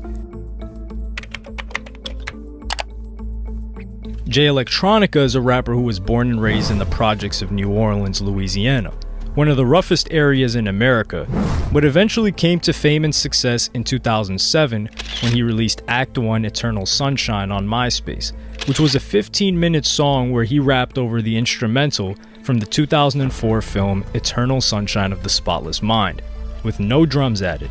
And he had rap fans mesmerized by his flow, bars, wordplay, and overall how smooth and effortless his rapping was. Jay Electronica would eventually start working with producer Just Blaze, where they would release another Jay Electronica classic archive, the songs Exhibit A and Exhibit C in 2009, with him eventually signing to Jay-Z's Roc Nation in 2010, and a heavily anticipated debut album of Act 2 was awaited. Kate Rothchild, who from her mother's side of the family is related to the Guinness Brewery family, and from her father, banker's side, inherited 18 million British pounds after his passing, decided to venture into the music industry in 2010 and create her own indie record label called Round Table Records. She had been married to Ben Goldsmith since 2003, who inherited a 300 million pound fortune from his billionaire father, Sir Jimmy Goldsmith, who was the inspiration for the character Sir Lawrence Wildman in the 1987 film Wall Street. Kate would meet Jay Electronica through her ventures in the music industry. It's a little bit eerie how, we don't know the exact details, not through her record label, which didn't release more than a couple of songs with small bands that never really went anywhere, but at some point in October of 2011, she got close to Roc Nation and Jay Electronica, who she would start managing, and even bringing him around her children and husband at the time. There's a photo of Jay Electronica and her husband, Ben Goldsmith, hunting together. Jay Electronica was relatively cool with them. Last October, he visited London and wrote on Twitter afterwards a message to Kate, among others, for having opened my mind in ways it hadn't been for years, in just 2 weeks. I love you. The following month, he addressed a message on the social networking service to Mrs. Goldsmith, her brother James, and Mr. Goldsmith's siblings Zach and Jemima. He has described Mrs. Goldsmith as one of his direct points of contact for press and business inquiries, and gave her personal email address. While last month he posted a photo of her sitting in a helicopter.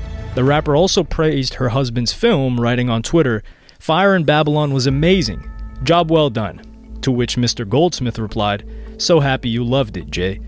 Her new venture into the music industry began to put some distance between her and her husband and family, since she was constantly traveling to Los Angeles and spending nights at gigs and clubs in London with a more nocturnal lifestyle, while her husband had to show up to his company office in the morning and take the kids to school as well. Jay Electronica would even post a photo of her on his Twitter, where she was accompanying him on a helicopter ride to a Kanye West and Jay-Z show.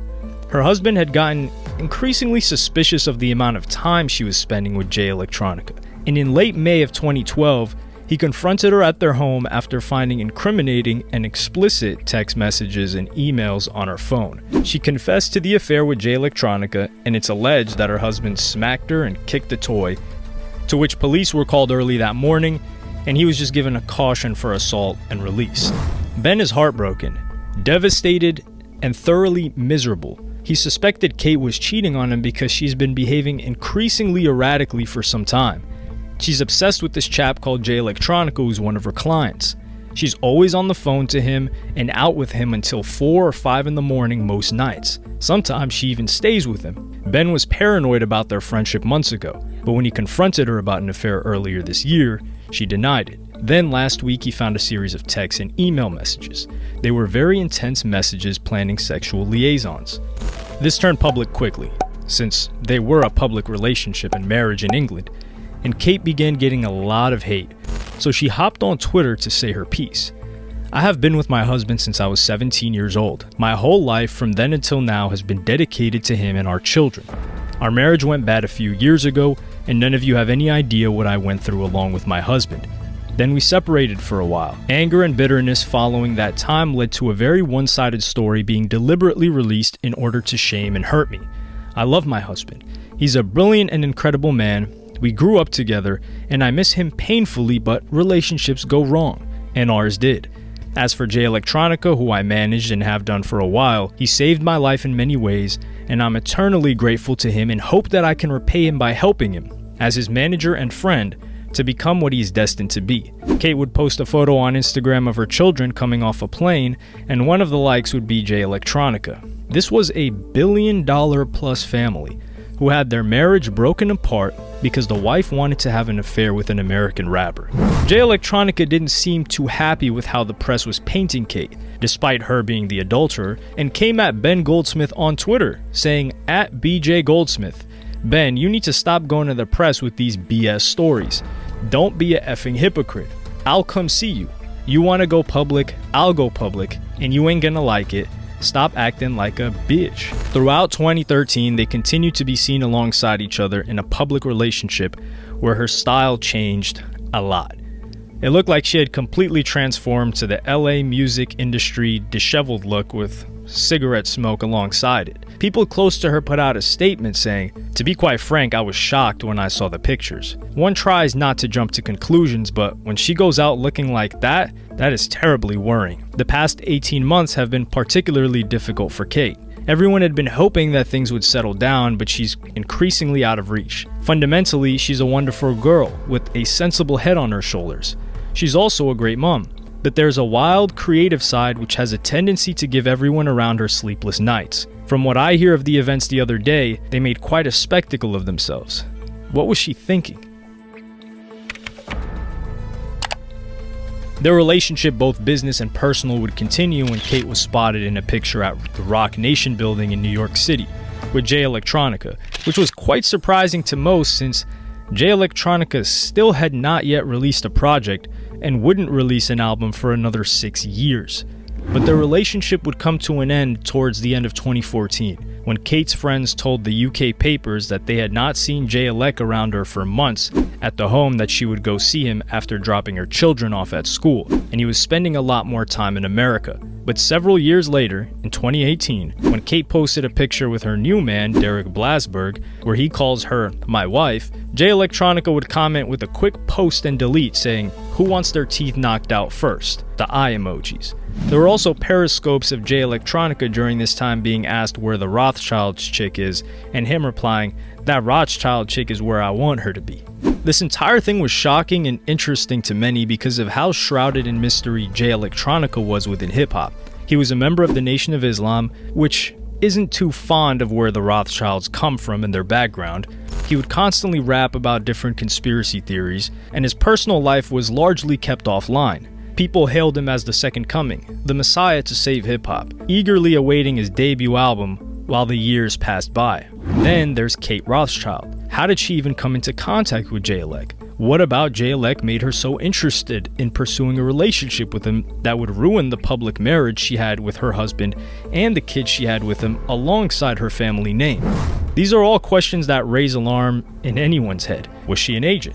Was Jay Elec sent by the NOI to infiltrate this quote-unquote Illuminati family? Did he want to peer behind the curtain? But unfortunately, we never got any answers. The only thing we did get was a Jay Electronica album in 2020, which, for his ascent to stardom, seemed far too late for most.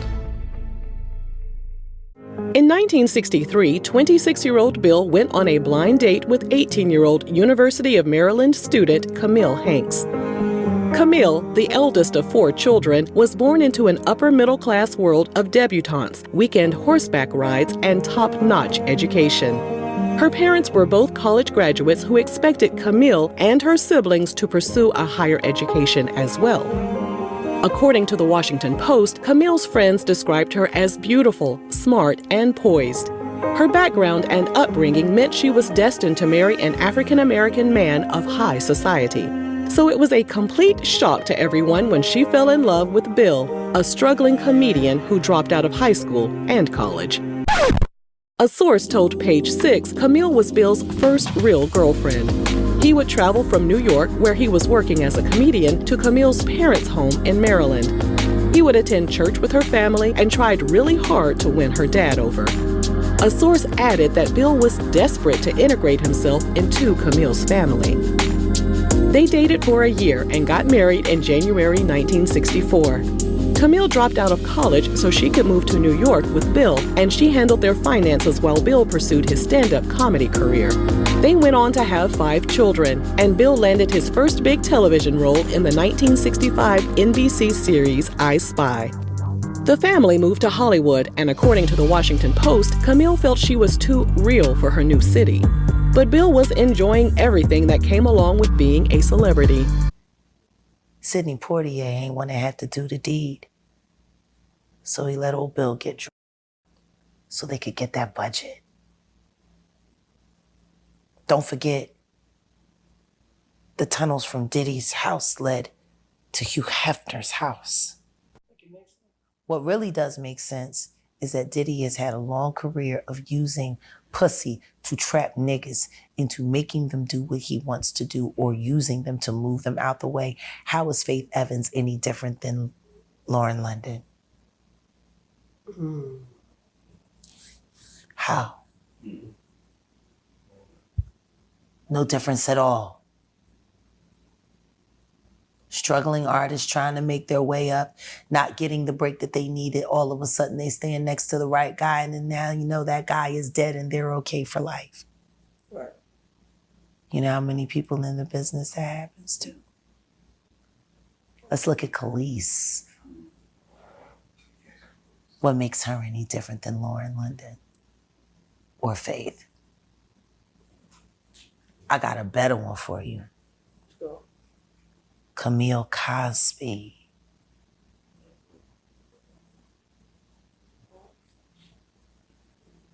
Do you know what? You know she's part white. Yeah. She's a Rothchild. The Luciferian motherfuckers that co-own YouTube, that are friends with the monster, Leora Cohen, that mentored and backs Jay-Z. Camille is a Rothschild. Y'all didn't know that, did you? It's funny nobody wants to seem to admit it. Or the oil that was supposed to have been under that property that was sold through a private this or a private that and so on and so on and so forth.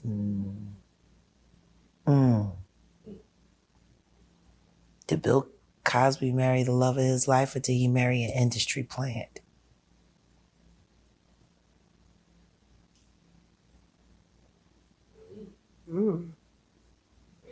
Other question.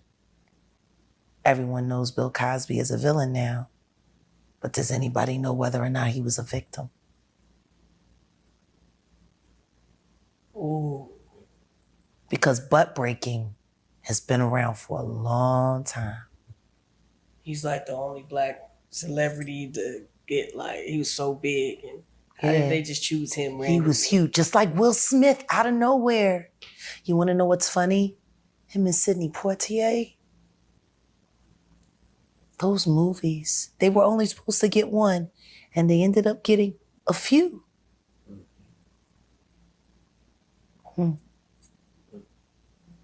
Picture this, hypothetically, Sidney Poitier ain't one that had to do the deed. So he let old Bill get drugged so they could get that budget. Don't forget, the tunnels from Diddy's house led to Hugh Hefner's house. That naked pool was down there long before Diddy was able to buy a home. It was Hugh Hefner's house where most of the offenses that the women accused Bill Cosby of took place. At the Playboy Mansion.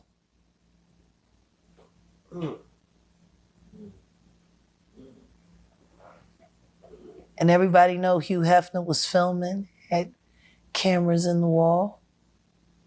I don't know. Did anybody ever ask whether or not Bill Cosby had a freak off tape? Man.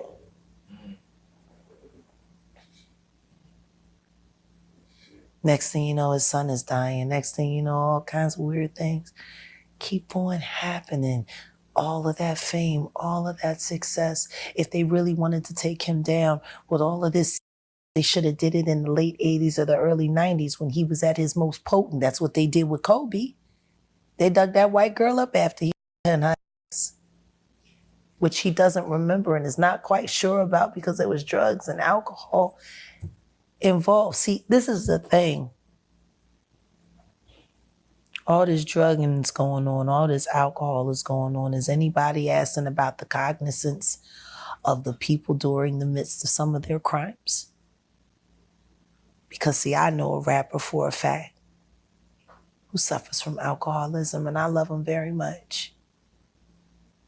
And somebody approached me about him having a 7-year-old girl. And it was the first time I said, I have to plead the fifth, because it's true. You know what else is also true? I know he was drunk out of his mind and high out of his mind when they sent that there. He had no idea what he was doing. Everyone that knows him knows he gets blackout drunk. He wouldn't have known whether or not that girl was 23. And guess what? This girl was used by more than one rapper. These niggas went and got this little big body to run around and a bunch of grown men lying about her age so that they could have something to set them up with. Now, what's really sad about it is Snoop Dogg has access to that tape. The question is which member of Dog Pound is he holding that over?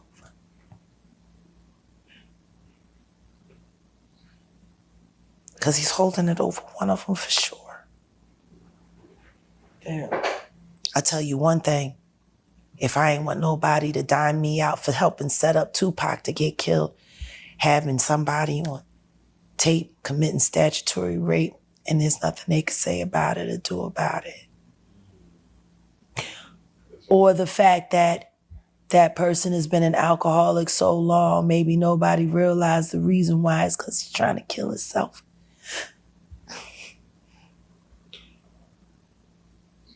The PTSD that comes along with hip hop.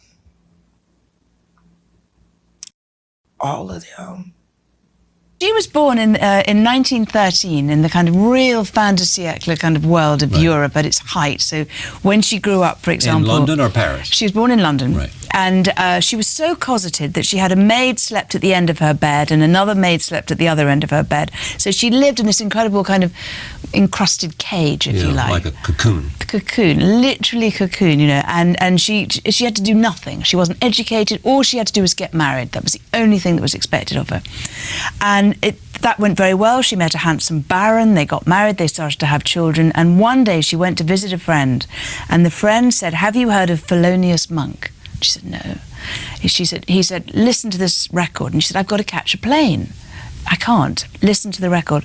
The record was round midnight. He put the needle on the record. It went round and round and round, and it was like a vinyl version of a spell. And she never went home. Never got on the plane. Never got on the plane. And what happened between her and Thelonious Monk? Well, they ended up living together for the last 10 years of his life. They lived in Weehawken, so not far from here. Yeah. See, this is a character that's, if you made that character up, yeah, and everyone would say rubbish. Someone from the Rothschild family. Yeah. Here's one piece of music by Thelonious Monk. Yeah. And abandons all plans. Everything. And she literally, and she abandons not knowing whether he would accept her in any way. Not knowing whether. Do you know what? Even odder, she didn't then meet him for 4 years because he was, at the time, he'd been busted for heroin. Yeah. And so he was locked up, so she didn't even see him. But she waited for him. She waited for him.